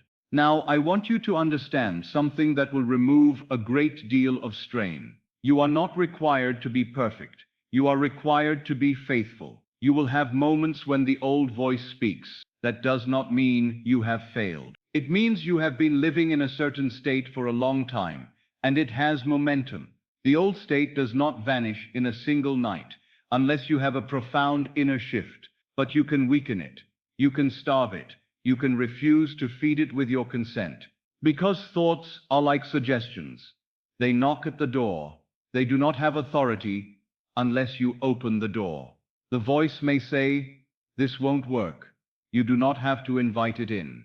You may simply say inwardly, that is not my state, and return gently to the assumption you chose.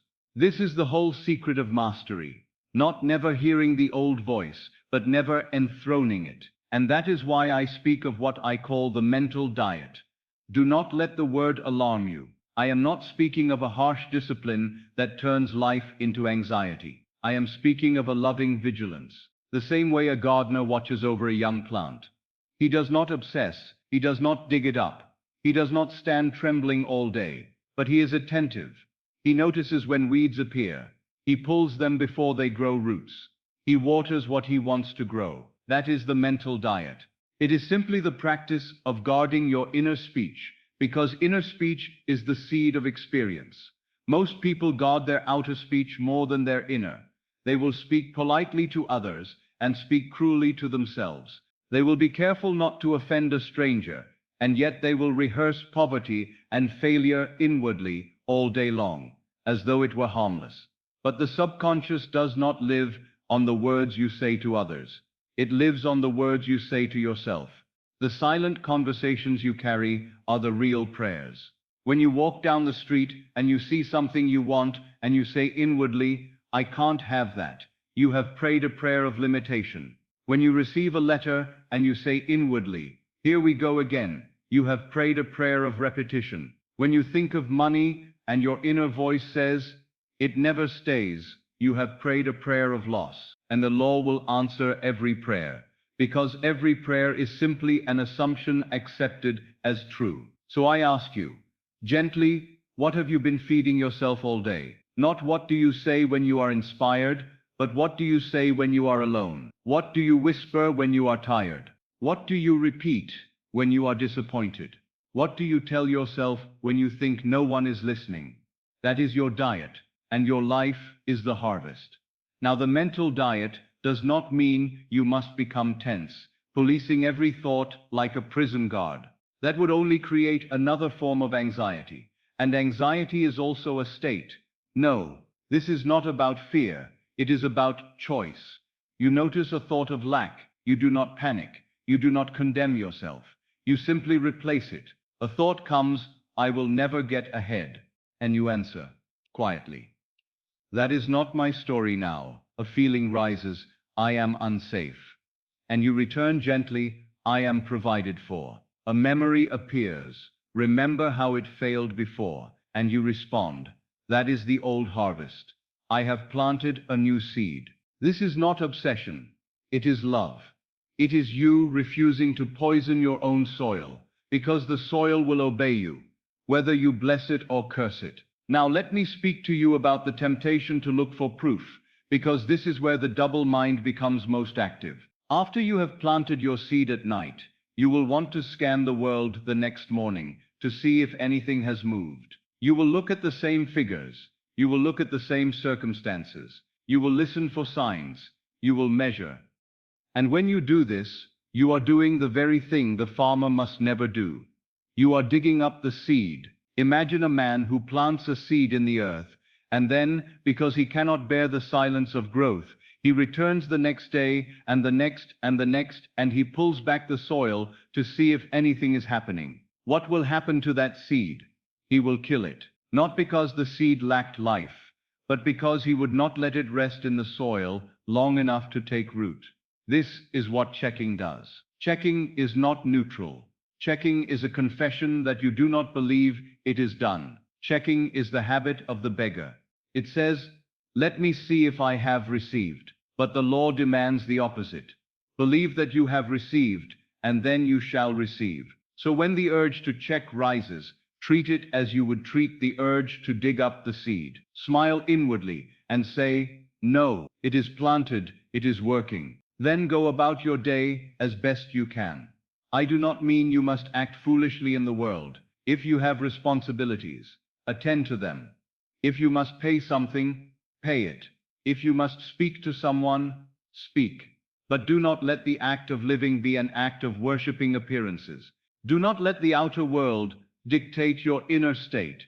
Let your inner state be your authority. And if you find yourself slipping, and you will at times, do not despair. Return. Return as often as needed. The return is the practice. Now I want to reveal the deeper reason the double mind is so destructive. It is because it tries to live in two states at once. And you cannot serve two masters. You cannot be the one who is already supplied and the one who is still desperate at the same time. You cannot occupy the state of fulfillment and the state of lack simultaneously. You may visit one for a moment. Yes, but what you dwell in becomes your world. So the mental diet is simply this: dwell in the end, dwell in the state of being provided for, dwell in the feeling of relief, dwell in the assumption that it is done, return to it whenever you wander, persist until it becomes natural. And when it becomes natural, you will notice something lovely. The old inner arguments weaken, the voice that once shouted begins to whisper, the fear that once dominated begins to fade. The state changes, not by violence, but by persistence. This is why I say the true work is inner. The outer will follow. It must. Now, before we go further, I promised you something that will do more than simply help you plant a new seed. I promised you a technique that can redeem even your history with money, your old story, your old wounds, your old humiliations, your old memories of lack. Because many people do not realize that their present struggle is often being fed by a past that still lives in them, not as an event, but as a feeling. And as long as that feeling remains alive, it keeps planting the same seed. There is a way to change that. There is a way to redeem it, and almost no one uses it correctly. That is where we go next. There is a kind of poverty that has nothing to do with the coins in your pocket or the figures on a page. It is the poverty of memory. It is the poverty of old scenes that still live inside you, quietly shaping what you expect, what you tolerate, and what you feel is possible. Many do not realize this, but the past is not truly past in the way the world believes. The past continues, not because time refuses to move forward, but because you keep it alive by returning to it inwardly, by revisiting it, rehearsing it, and feeling it again and again as though it were happening now. And that is the cruel part. A thing may have happened 10 years ago, 20 years ago, but if you relive it with feeling, you are planting it today. Memory is not a dead photograph. Memory is an imaginal act occurring now. And every imaginal act, when felt as real, is seed. So if you have carried scenes of lack, moments of humiliation, moments of fear, moments when you felt powerless before money, those scenes are not simply history. They are living impressions in the subconscious. They are active seeds. They continue to produce fruit because you continue to water them with attention. You may not even notice you are doing it. A bill arrives, and suddenly you are not only facing the present, you are reliving the past. Your body remembers. Your chest tightens. Your stomach knots. And in that moment, you slip into an old state. The state of not enough. The subconscious recognizes that state because it has worn it for years, and it begins to outpicture it again, faithfully, automatically, without malice, without mercy, simply because that is what it has been impressed with. This is why some people try to assume abundance and still feel a strange heaviness underneath. They say the new words, yet an old scene rises like a ghost. The time you were embarrassed at a counter, the time you could not pay, the time you opened a letter and felt your world collapse for a moment, the time someone spoke to you as though you were irresponsible or weak. These scenes cling to the mind, not because you are foolish, but because they were felt intensely. And feeling is what plants. So if you want to truly change your relationship with money, you must do more than imagine a bright future. You must redeem the past. You must take those old seeds out of the soil, not by wrestling with them in anger, but by revising them in imagination. This is the art I call revision, and I will tell you plainly, it is one of the most merciful, most powerful practices I have ever taught, because it does not merely decorate your future, it heals the root from which your future grows. Revision is not pretending your past did not happen. Revision is changing what your past means in the subconscious. It is altering the feeling tone of memory. And once that feeling tone is changed, the future that was chained to it begins to loosen. Now let me speak to you with great tenderness here, because many of you have carried financial shame. You have carried it quietly.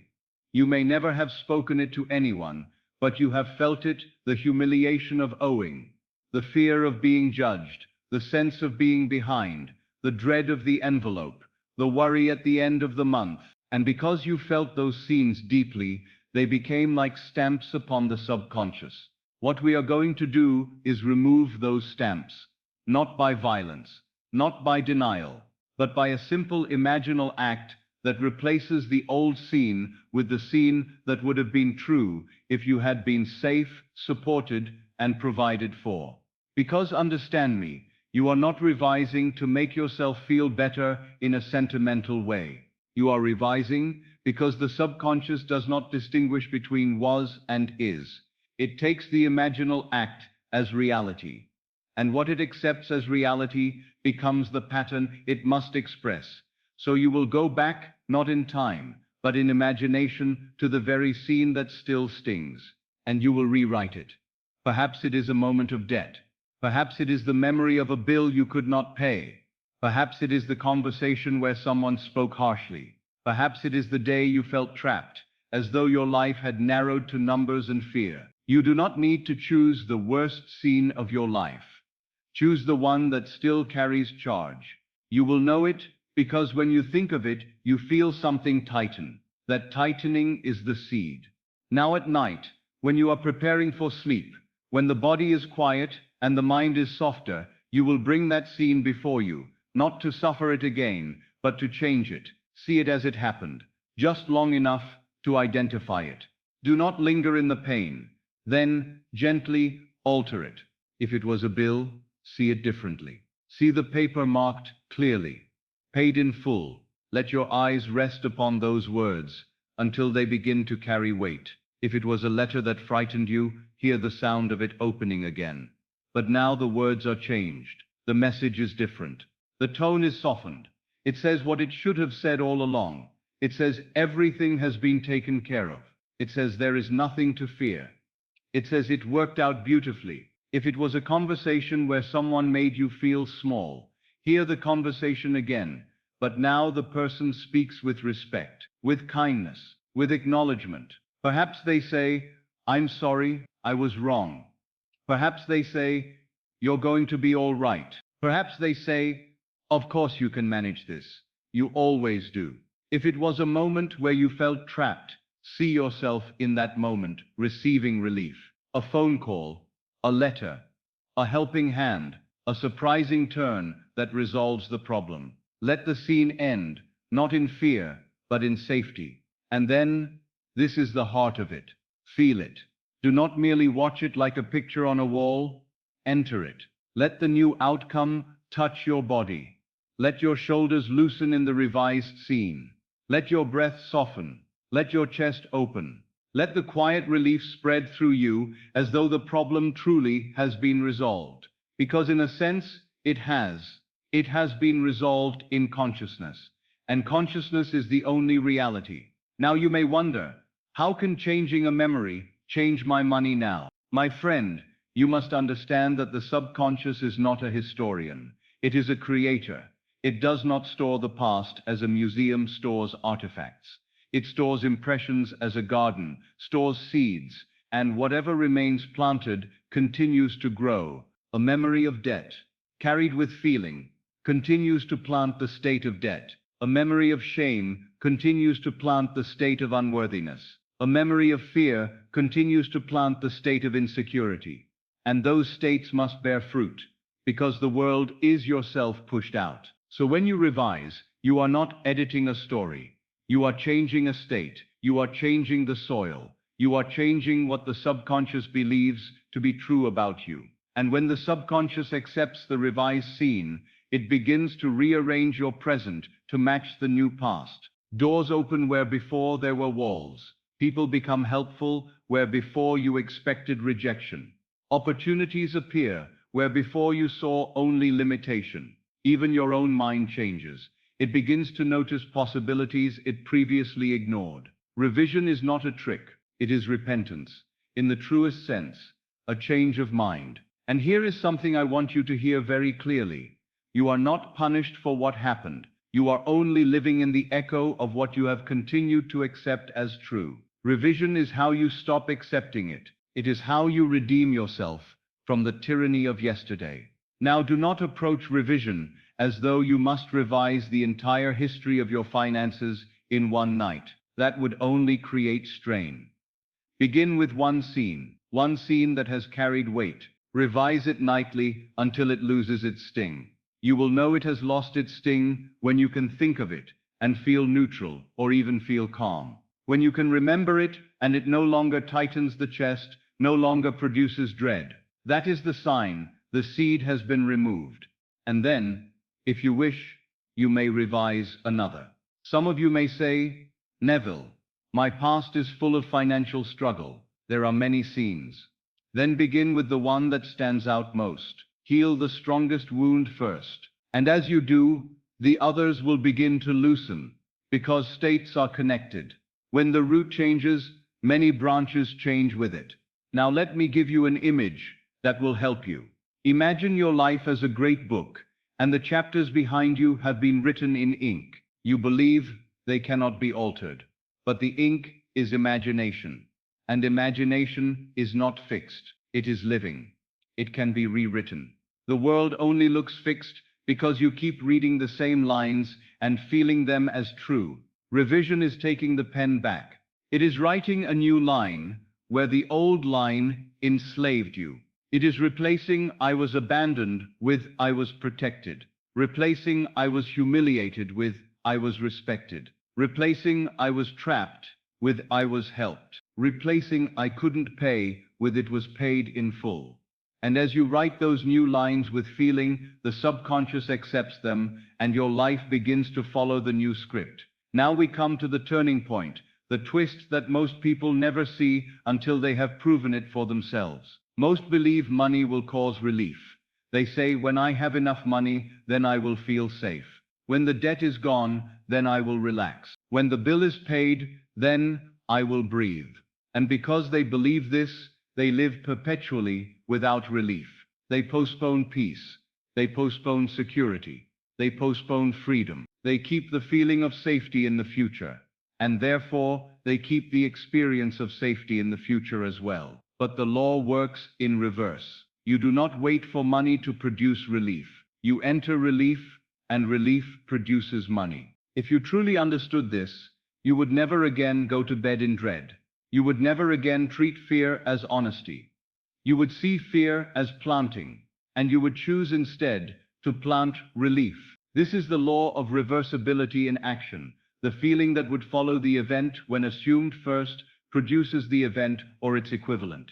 So revision becomes even more powerful when you see it this way. When you revise an old scene of financial fear into a scene of being taken care of, you are not merely soothing yourself, you are entering the state that would exist if you were truly supplied. And once you occupy that state, even for a few moments with genuine feeling, the subconscious receives it as fact. Then it goes to work, not by magic, by law. And in the next portion, I will show you how to use this law deliberately, how to enter the feeling of relief and gratitude as the cause, not the effect, and why that single shift ends the exhausting habit of waiting for life to permit you to breathe.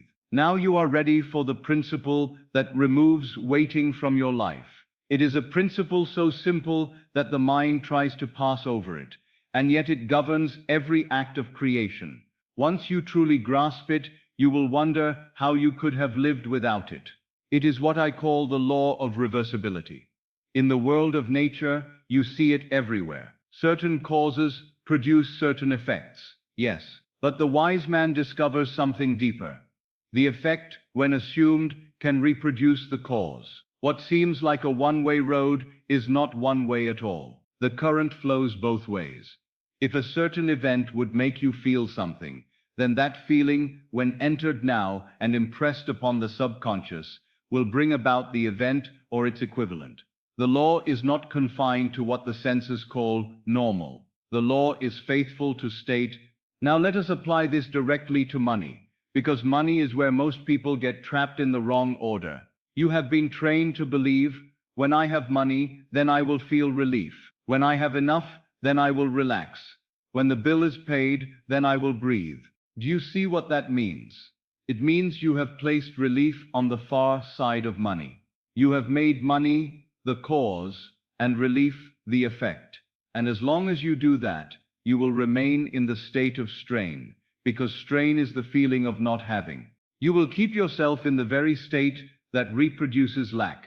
But the law of reversibility says, reverse it. If money would cause relief, then relief assumed now must call forth money. If money would cause safety, then safety assumed now must call forth supply. If money would cause ease, then ease assumed now must arrange the bridge that produces ease. In fact, this is why those who wait for money to feel better remain chained. They have placed the cause outside themselves. They are like men standing in the cold waiting for the sun to rise, refusing to light a fire, and then wondering why they shiver. But the man who understands reversibility does something that looks strange to the outer world. He enters the warmth first. He assumes the feeling of being done. He takes the sigh of completion before the evidence appears. And because the subconscious takes feeling as fact, it must externalize the fact that matches the feeling. This is not imagination as daydream.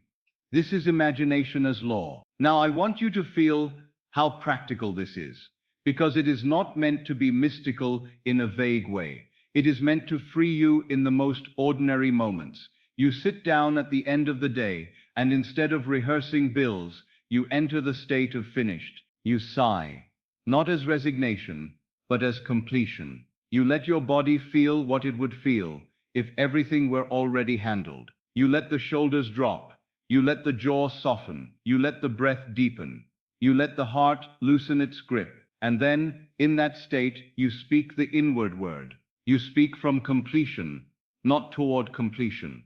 Do you see the difference? Most people speak toward money. They speak toward relief. They speak toward security. And because they speak toward it, they remain outside it. But the law demands that you speak from it. And the proof that you are speaking from it is not intensity. The proof is gratitude. Now let me make something very clear, because the word gratitude has been misused by many, and people have turned it into a kind of mechanical exercise, as though you could flatter the universe into giving you what you want. That is not gratitude. That is bargaining. True gratitude is not a technique to get something. True gratitude is the natural fragrance of having received. You do not force gratitude. You do not manufacture it like an actor trying to convince an audience. Gratitude rises when the heart accepts something as done. If you had just been freed from a heavy burden, if you had just been told, it's all taken care of, you would not have to remind yourself to be grateful. You would feel it. Your body would respond to it. You would exhale. You might even laugh softly, not because life is a performance, but because relief has entered you. That is gratitude. It is the perfume of possession. It is the sign that the state has been entered. It is the evidence that the seed has been planted. And that is why gratitude is so powerful, not because it earns money, but because it proves that you are no longer in the state of not having. It proves you have moved inwardly into the end. Now, some of you have tried to be grateful by writing words or repeating phrases, and it felt dry. It felt hollow. You thought, I am saying thank you, but I do not feel it. That is because the thank you was not arising from possession. It was arising from hope. It was still the voice of the beggar in refined clothing. But when you truly enter the state of the wish fulfilled, gratitude appears on its own, like fragrance from a flower. You do not squeeze it out of the plant. It comes because the plant is alive. So I say to you, do not chase gratitude as a duty. Yes. Enter the state as a reality, and gratitude will follow naturally. If you can sigh like one who has finished, gratitude will come.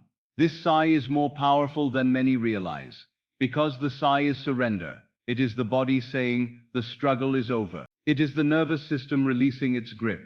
It is the end of effort. And when you can genuinely sigh, in the feeling of it is done, you have stepped into the state that produces the outer confirmation. So tonight, if you want to test this law, do not say to yourself, I will be relieved when the money comes. Say instead, I will be relieved now, not as a trick, but as a decision, not as a performance, but as a state. If money would mean you are safe, then be safe now, inwardly. If money would mean you are secure, then be secure now, inwardly. If money would mean you are free, then be free now, inwardly. And then let that state be sealed in sleep. I know the mind will object. It will say, but what if I am only imagining? And I answer, you have always been imagining. The only question is whether you will imagine consciously or unconsciously. You have imagined lack into form by entering the feeling of worry. Now you will imagine supply into form by entering the feeling of completion. This is why I say the law is impersonal. It does not care whether you call it religion or psychology. It answers state, it answers feeling, it answers assumption, and it answers with mathematical precision. Now let me deepen this with a simple picture.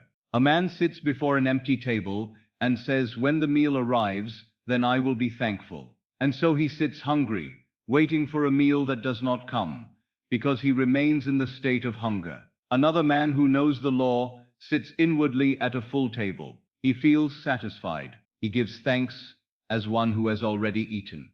And life, which must mirror the state, arranges the meal. Do you see? Thanksgiving is not payment for the meal. Thanksgiving is the evidence that the meal has been accepted as present. So if you want money, do not treat it as a distant event you hope will happen. Enter the feeling you would have if it were already true. Let gratitude arise from that feeling. Let it be small, quiet, natural. A simple, inward thank you that feels like relief. Not a shout, not a bargaining cry. A sigh. The sigh of completion. The sigh of one who has finished. And then rest. Now you have followed me through the why. You understand words are seeds. You understand the night is fertile. You understand the state akin to sleep. You understand the double mind. You understand revision. You understand reversibility, and why relief produces the thing that would produce relief. And now, at last, we come to the moment you have been waiting for. The moment I promised, the moment I held back until you were ready. Because now you will not treat the code as sound. Now you will treat it as state. Now you will know how to speak it, so the subconscious accepts it as fact. And so, in the next part, I will give you the code in full, exactly as you must speak it tonight, simply quietly, with the feeling of possession so that money or its equivalent begins to move toward you, as naturally as a shadow follows the body. Now we arrive at the point where many people lean forward and say, "At last, give me the words, and I will give them to you, plainly, simply. But I ask you to receive them in the spirit in which they were meant, not as a charm, not as a bargain, not as a frantic attempt to force life to change. Receive them as a decree spoken from within the state of being already provided for. Because the phrase is short, but the posture behind it is everything. Here is the money code, the sentence you speak before tonight, before you surrender to sleep. I am already divinely provided for. Say it again, not with urgency, but with quiet authority. I am already divinely provided for. Now, if the word divinely troubles you, if your mind attaches to it old ideas or old arguments, you may use the simpler variation. The law will not quarrel with your language. It responds to your feeling. So you may say, I am already fully provided for. Or even shorter, I am provided for. But I tell you, there is something powerful about already. Because it removes waiting. It removes the future. It declares the end. It tells the subconscious, this is not a hope. This is a present fact. And the subconscious, which knows only the present, accepts it. So the full form I give you is this: I am already divinely provided for. Now I want you to understand how to speak it, because again, the words are not a parrot's repetition. They are a seed, and the seed must be pressed into the soil. Do not shout it. Do not race through it. Do not speak it as though you are trying to convince a stubborn universe. Speak it the way a man speaks when the matter is settled. Speak it the way you would speak if you had just been told, beyond doubt, that everything was taken care of. Your tone should be calm. Your pace should be unhurried. There should be a pause, a little silence, after I am, as though you are feeling the weight of being itself, the divine name, and then, slowly, already. And let that word do its work. Let it remove the strain in you. Let it cut the cord of waiting. Let it pull you into the feeling of completion. Then, divinely provided for, or fully provided for, whichever feels most natural to your heart. Now do not repeat it as though you are trying to batter down a door. If you speak it with strain, you are confessing you do not believe it. Strain is the posture of the beggar. You are not begging. You are assuming. So speak it, then feel it. Speak it once, and then linger in the feeling as though you have stepped into a room where everything is safe. You may speak it again, yes, but only to deepen the feeling, not to chase a result. In truth, one sentence spoken with genuine relief is worth more than 100 spoken with tension. So here is how I would have you do it tonight. When you are preparing for sleep, let your body grow still. Let your breath slow. Let the outer world fade. When you feel yourself hovering in that gentle drowsiness, not fully asleep, not fully awake, speak inwardly, softly, as though you are speaking to the deepest part of yourself. I am. Pause, and in that pause, feel your own being. Feel the simple fact that you exist. Feel the quiet presence in you that has always been there. Then, already, pause again. Let the words settle like warm water. Let your shoulders drop. Let the tightness in the chest loosen. Let the nervous system receive the implication. The waiting is over, then divinely provided for, and after you say it, do not rush. Let it sink. Let the feeling rise. It may rise as a sigh. It may rise as a softness. It may rise as a quiet gratitude. It may rise as a gentle certainty. Whatever form it takes, let it be natural.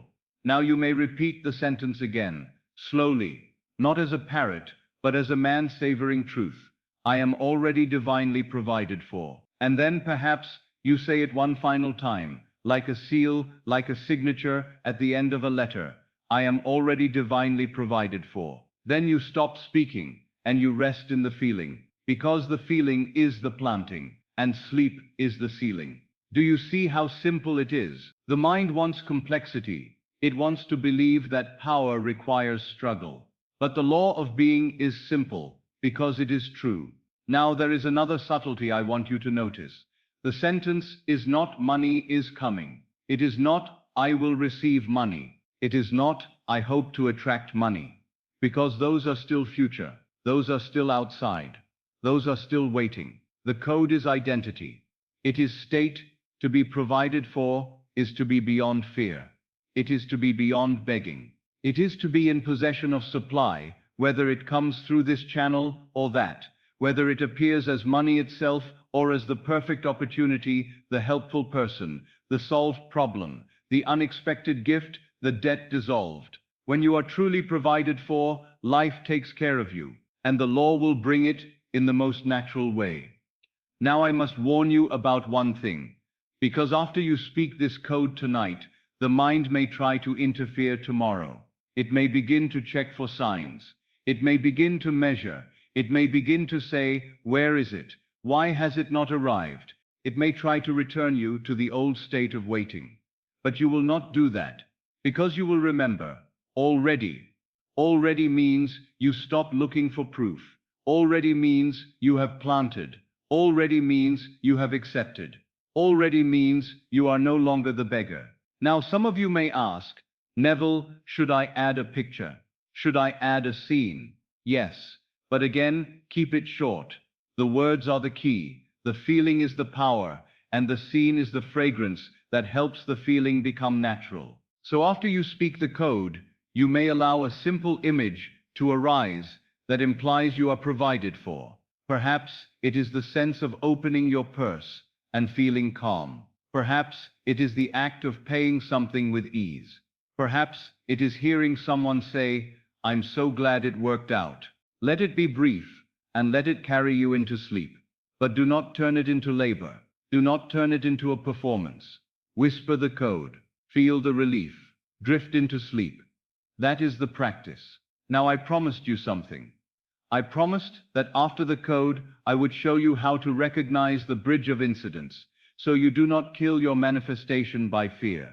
Because this is where many lose their harvest. They plant the seed correctly, and then they panic when the bridge begins to form, because the bridge does not always look like they expected. Sometimes it looks ordinary. Sometimes it looks like a delay. Sometimes it even looks like a detour. And if you do not understand the bridge, you will interpret the unfolding as failure when in truth it is fulfillment in motion. So now that you hold the code in your hands, and you know how to speak it, let me take you into the next mystery. How the law arranges the way and how you can walk it without doubt, without forcing, and without undoing the seed you planted tonight. Now, having spoken the code and planted the seed, you must understand what follows. Because the moment you assume a new state, the world does not always shift in the way your reasoning would prefer. And if you do not understand this, you may misread the movement of the law as failure, when it is in fact fulfillment unfolding. I call the unfolding the bridge of incidents. It is the series of events, often ordinary, often natural, sometimes even surprising, by which your assumption becomes visible fact. You do not design this bridge. You do not plan it. You do not lay out its boards with the conscious mind, because the conscious mind sees only a small portion of life. The subconscious sees the whole field. It moves through channels you cannot trace. It draws upon connections you do not know exist.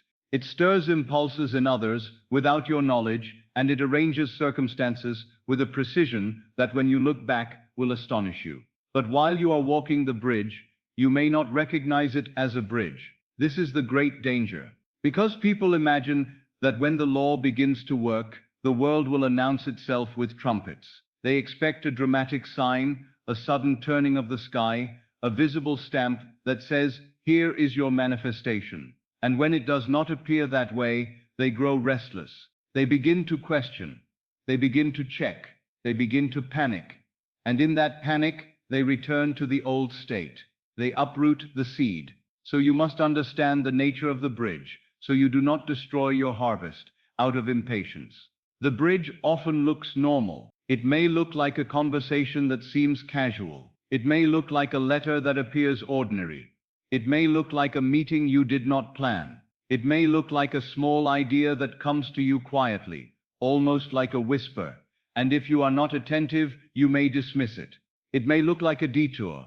It may even look like something uncomfortable at first. For sometimes, in order for your new state to be expressed, the old arrangement must shift. Certain patterns may dissolve. Certain habits may be interrupted. A familiar structure may loosen. Not to punish you, but to make room. Not to harm you, but to rearrange the scene so it can mirror the state you have assumed. So do not judge the bridge while you are crossing it. Do not curse the unfolding because it does not match your expectations. And above all, do not dictate the how. This is where so many people limit the law. They imagine a specific channel, and then they attach their faith to that channel. They say, it must come through this person, or it must come by this payment, or it must happen by this date, or it must arrive in this exact form. And when it does not come in that exact way, they conclude it has failed, when in truth it may already be coming by a wiser path. The subconscious is not bound to your preferences. It is bound to the state. It will fulfill the state in the simplest, most natural way available, and that way may not be the one your reasoning would choose. So I say to you, do not demand that it comes as money in your hand by a certain hour. It may, yes, but it may also come as the equivalent of money, and the equivalent is often more intelligent than your conscious mind could devise. Supply may come as a new opportunity that increases your income. It may come as a client or customer you never expected. It may come as an offer of work, an introduction, a partnership. It may come as an idea that opens a path you had not considered. It may come as a bill reduced. It may come as a debt cancelled. It may come as assistance offered freely. It may come as a gift. It may come as money itself. Yes, suddenly and directly. But you must not insist upon the channel, for the channel is not the cause. The state is the cause. When you say, I am already divinely provided for, you are not dictating the shape of provision. You are declaring the fact of provision, and provision will take the form that perfectly fits your life. Now I want to speak to you about something that may surprise you, but it will protect you. The bridge can sometimes feel like the opposite of your desire in the beginning. A door may close, a plan may fail, a certain person may move out of your life, something you relied upon may shift, and your first impulse may be fear. You may say, this is terrible. I have imagined supply, and now I am losing something. But listen carefully. The bridge is not always gentle to the old state. It is gentle to the new. If your new state requires a different arrangement of life, the old arrangement must change. And when the old arrangement changes, it may feel like loss to the senses. But if you persist in the end, you will later see that the change was necessary. A man imagines himself in a higher position, with greater income and respect. Shortly after, he is dismissed from his job. The senses cry out, failure. But the man who knows the law says, this may be the bridge. And if he holds to his end, he will find that the dismissal was the opening plank that carried him to a better place. A woman imagines herself financially free, no longer burdened by constant struggle. Soon after, she is forced to face a situation she avoided, a conversation, a decision, a necessary rearrangement. It feels uncomfortable. But if she persists in the state of being provided for, the discomfort becomes the doorway through which the new supply enters. So do not judge the first steps. The bridge is often hidden in what appears ordinary, and sometimes hidden in what appears unpleasant, but the law is faithful. Now, how will you know you are on the bridge? There is a sign, and it is the same sign I have spoken of throughout: naturalness. The bridge does not feel like a miracle in the moment. It feels like life. It feels like things unfolding. It feels like simple steps, taken one after another. You may not even recognize the significance until later, when you look back and see how perfectly it all fit together. Many people say, it happened so naturally, I almost forgot I had imagined it. And I tell them, that is the hallmark of the law. The law does not arrive with spectacle. It arrives with normality. So if you speak the code tonight, And in the coming days, something small happens. A conversation, an impulse, a new idea. Do not dismiss it. Treat it gently. Ask yourself, could this be a plank in the bridge? And if it leads you forward, walk it. But do not walk it with desperation. Do not say, this must be it. And if it isn't, I am ruined. No. That is the beggar again. Walk it with calm curiosity, with faith, with the quiet knowing that you have planted the seed, and the seed must bear fruit. You are not forcing the bridge. You are simply walking the steps that appear. Now let me give you a simple caution that will prevent much frustration. Do not attempt to figure out the bridge in advance. The moment you try to map it with the rational mind, you return to control. You return to strain. You return to the old posture of I must make it happen. And that posture contradicts the state of being already provided for. The state of being provided for is restful. It is trusting. It is the feeling of, it is handled. So let the bridge surprise you. Let it unfold in its own way. And when the mind tries to demand certainty, answer it with your code. I am already divinely provided for. Because that is what stabilizes you while the bridge forms.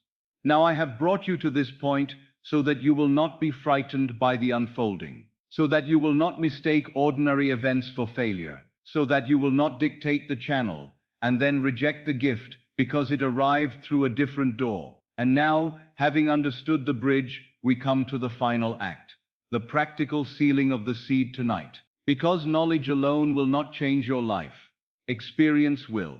So I will now tell you exactly what to do tonight, in a simple ritual that takes no more than a few minutes, so that you speak the code from the right state, feel it as done, let sleep seal it, and rise tomorrow without undoing it. If you have stayed with me this far, you are among the few. Most people hear a promise and they want a shortcut. They want the result without the inner movement.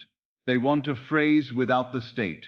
They want to be told what to do, but they do not want to become what the doing implies. But you have listened. You have followed the thread. And because you have followed it, you are now ready to do what changes everything. So let me guide you very simply into what you will do tonight, not as a ceremony to impress the heavens, but as an inner act to impress your own subconscious. You will do it quietly. You will do it naturally. And you will do it as one who is already provided for. Tonight, when you are ready to sleep, do not rush into the bed as though you are fleeing the day. Do not carry the day's burdens into that sacred doorway. Give yourself a few minutes to withdraw.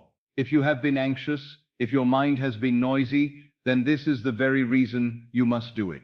Because the law is not for the calm only. The law is for all. Sit or lie down in a position that feels easy. Let the body settle. Let the hands rest. Let the face soften. You do not need to force stillness. Simply stop resisting rest. Feel the support beneath you. Allow the muscles to become heavy, as though you are giving yourself permission to be held. Now turn your attention inward, not by strain, but by a gentle closing of the outer world. If thoughts come, let them pass. You are not fighting thoughts. You are simply ceasing to follow them. A thought is like a carriage passing in the street. You do not have to climb inside every carriage. You may let it pass and remain where you are. As you begin to feel that soft drowsiness, where you are still aware, yet the edges of wakefulness begin to blur, know that you are entering the state akin to sleep. This is the doorway. This is the chamber of impression. Do not worry if you do not reach some dramatic sensation. The state is often gentle. The state is often quiet. You will know it by the heaviness of the body and the calmness of the mind. Now in that state, speak the code. Not loudly, not hurriedly. Speak it inwardly, as though you are speaking the truth to the deepest part of yourself. Say, I am already divinely provided for. Pause after I am. Feel your being. Feel the simple fact that you exist. Then say the rest slowly, and allow the word already to remove the habit of waiting. I am already divinely provided for. Say it again, if you wish, but only to deepen the feeling, not to force a result. I am already divinely provided for. And then, stop speaking. Now comes the most important part, let the words become feeling. Do not ask, is it true? Do not measure it against facts. Do not turn back to the outer world. Simply ask yourself one gentle question. If this were true now, if I were truly provided for, what would I feel in my body? And let the answer come as sensation. Perhaps it is a quiet sigh. Perhaps it is a softening in the chest. Perhaps it is a loosening of the shoulders. Perhaps it is the simple relief of not needing to figure it out in this moment. Let that feeling spread. Let it become your mood. Now, while you are in that mood, take one short scene, just one, and let it arise. Keep it small. Keep it simple. It is not a motion picture. It is a single implication. Perhaps you see a bill with the words paid in full. Do not analyze it. Just see it for a moment and feel what it implies. Or perhaps you hear a voice you trust saying, I'm so glad everything worked out. And you feel the calm satisfaction of being safe. Or perhaps you simply imagine yourself placing your hand on your chest and whispering, it's done, and you feel the peace of completion. Choose one short scene that implies the end is already reached. Repeat it gently. Not many times. Only enough times that it begins to feel natural. And then let sleep take you. Do not worry if you drift off in the middle. That is not failure. That is sealing. The last mood is the seed. Let sleep carry the feeling into the depths. Let the subconscious receive it without resistance. This is the entire ritual.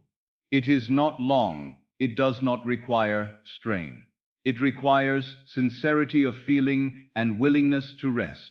Now, there is something you must do tomorrow, and it is just as important as what you do tonight. When you wake, do not leap out of bed and return at once to the old state. Do not begin your morning by checking, measuring, scanning for proof. Do not dig up the seed. Instead, give yourself one small moment, only a breath, only a heartbeat, and remember the state you entered. Say inwardly, very softly, as you wake, I am already divinely provided for, not as a plea, as a remembrance. Then go about your day as best you can, but carry the posture of one who has planted a seed. When the mind tries to pull you back into fear, do not wrestle with it. Do not argue. Return to the state. Return to the code. Return to the sigh of completion. And if you notice little incidents unfolding, a conversation, an idea, a delay, a meeting, do not judge them harshly. Ask yourself quietly, could this be part of the bridge? Then walk the step that appears, without panic, without forcing. Because when you truly feel provided for, you are not frantic, you are not desperate, you are steady, you are calm, you are certain. That is the state that produces supply. Now I want to say something to you with great warmth, because it matters. If you have reached this point, it means you are not merely curious. It means you are willing. Most people are not. Most people will return to old habits, old fears, old inner conversations, because familiarity is comfortable even when it is painful. But you have stayed. And that means you are ready to test the law. So tonight, do it. Do not postpone it to another day. Do not say, I will try sometime. Tonight is enough. A few minutes is enough. A single seed planted with real feeling is enough.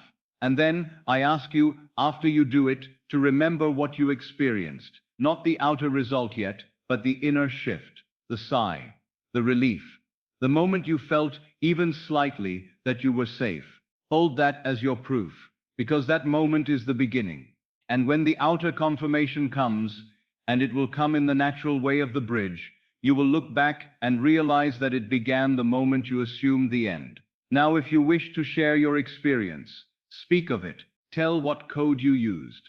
Tell what scene you chose. Tell what you felt as you drifted into sleep. For when you declare it, you strengthen it. And you will also encourage another who has been trembling in the dark, thinking they are alone. Few people will do this. Few will stay long enough to understand it. Few will test it. But you are here, and that matters. Very few stay long enough to hear a thing through to the end. Most men and women live their lives skimming the surface, taking a little hope here and a little comfort there, but never going deep enough to reach the cause. They collect ideas, the way a traveler collects postcards, but they never enter the country. They admire truth as though it were a picture on a wall, but they do not live from it. If you are still here with me now, it tells me something about you. It tells me you are not merely curious. It tells me there is something in you that is ready to be free. And I do not say that to flatter you. I say it because it is rare. It is rare for a person to remain long enough for the mind to quiet and for the truth to sink beneath the surface. And the truth we have spoken of is not complicated, but it is profound. The world is the mirror, and you are the face. The outer is the reflection, and the inner is the cause. Money is not your master. Money is your echo. Supply is not something you chase across the earth. It is something you call forth by assuming the state of being already provided for. If you remember nothing else from this talk, remember this: your state is your fortune. Not tomorrow, not someday. Now, the state you occupy tonight is the seed of the world you will walk through tomorrow. And if you change the state, the reflection must change, because the mirror has no choice. You have been given a simple code, a short sentence, but I hope you now understand that the sentence is not the power. The power is what happens in you when you speak it. The quiet shift from fear to relief. The soft surrender of the body. The inward sigh that says, "It is done." That is the moment you move from being one who begs to being one who has. And I want you to test it. Not as a desperate attempt to get something, but as a calm experiment to prove a law. Tonight, take those few minutes. Enter the stillness. Speak the code. Feel its reality. Let a simple scene imply the end. And then let sleep seal it. Then tomorrow, do not return to the old story. Do not dig up the seed. Walk quietly as one who has planted. Watch the bridge unfold. Let the incidents come in their natural way. And when they come, do not be startled if they look ordinary. The law works through normal life. That is its beauty. Now, before you go, I would like you to do something that strengthens your own practice and quietly helps another who may be listening in silence with the same fear you once carried. Speak it. Declare it. Tell me, in your own words, what code you will speak tonight. Will you use the full sentence, "I am already divinely provided for"? Or will you use the simpler form, "I am already fully provided for"? Write it plainly, so that you see it with your own eyes. And tell me what scene you chose. Not a long story, just the short implication. Was it a bill marked paid in full? Was it hearing a voice say it worked out beautifully? Was it the quiet feeling of relief in your chest? Speak it, because when you give it form in words, you strengthen the assumption within yourself. And if you wish to continue with me, remain near. Return again. Not because I am the source, for I am not. You are the source. But because repetition in the right spirit helps the new state become natural, and once it is natural, it is inevitable. So if you found something in this talk that awakened you, stay with it. Make it part of your nightly practice, and come back tomorrow with your testimony. Not to impress anyone, not to boast, but to record your proof and to encourage another who still believes the old lie that money is slow and life is hard. For I tell you again, the law is faithful. It has never failed. It cannot fail. The only question is whether you will apply it. Tonight, speak the code. Tonight, feel the relief. Tonight, let sleep seal the seed, and then watch, with quiet expectancy, as the world begins to reflect what you have dared to assume. Good night, my friend. And remember, you are already provided for.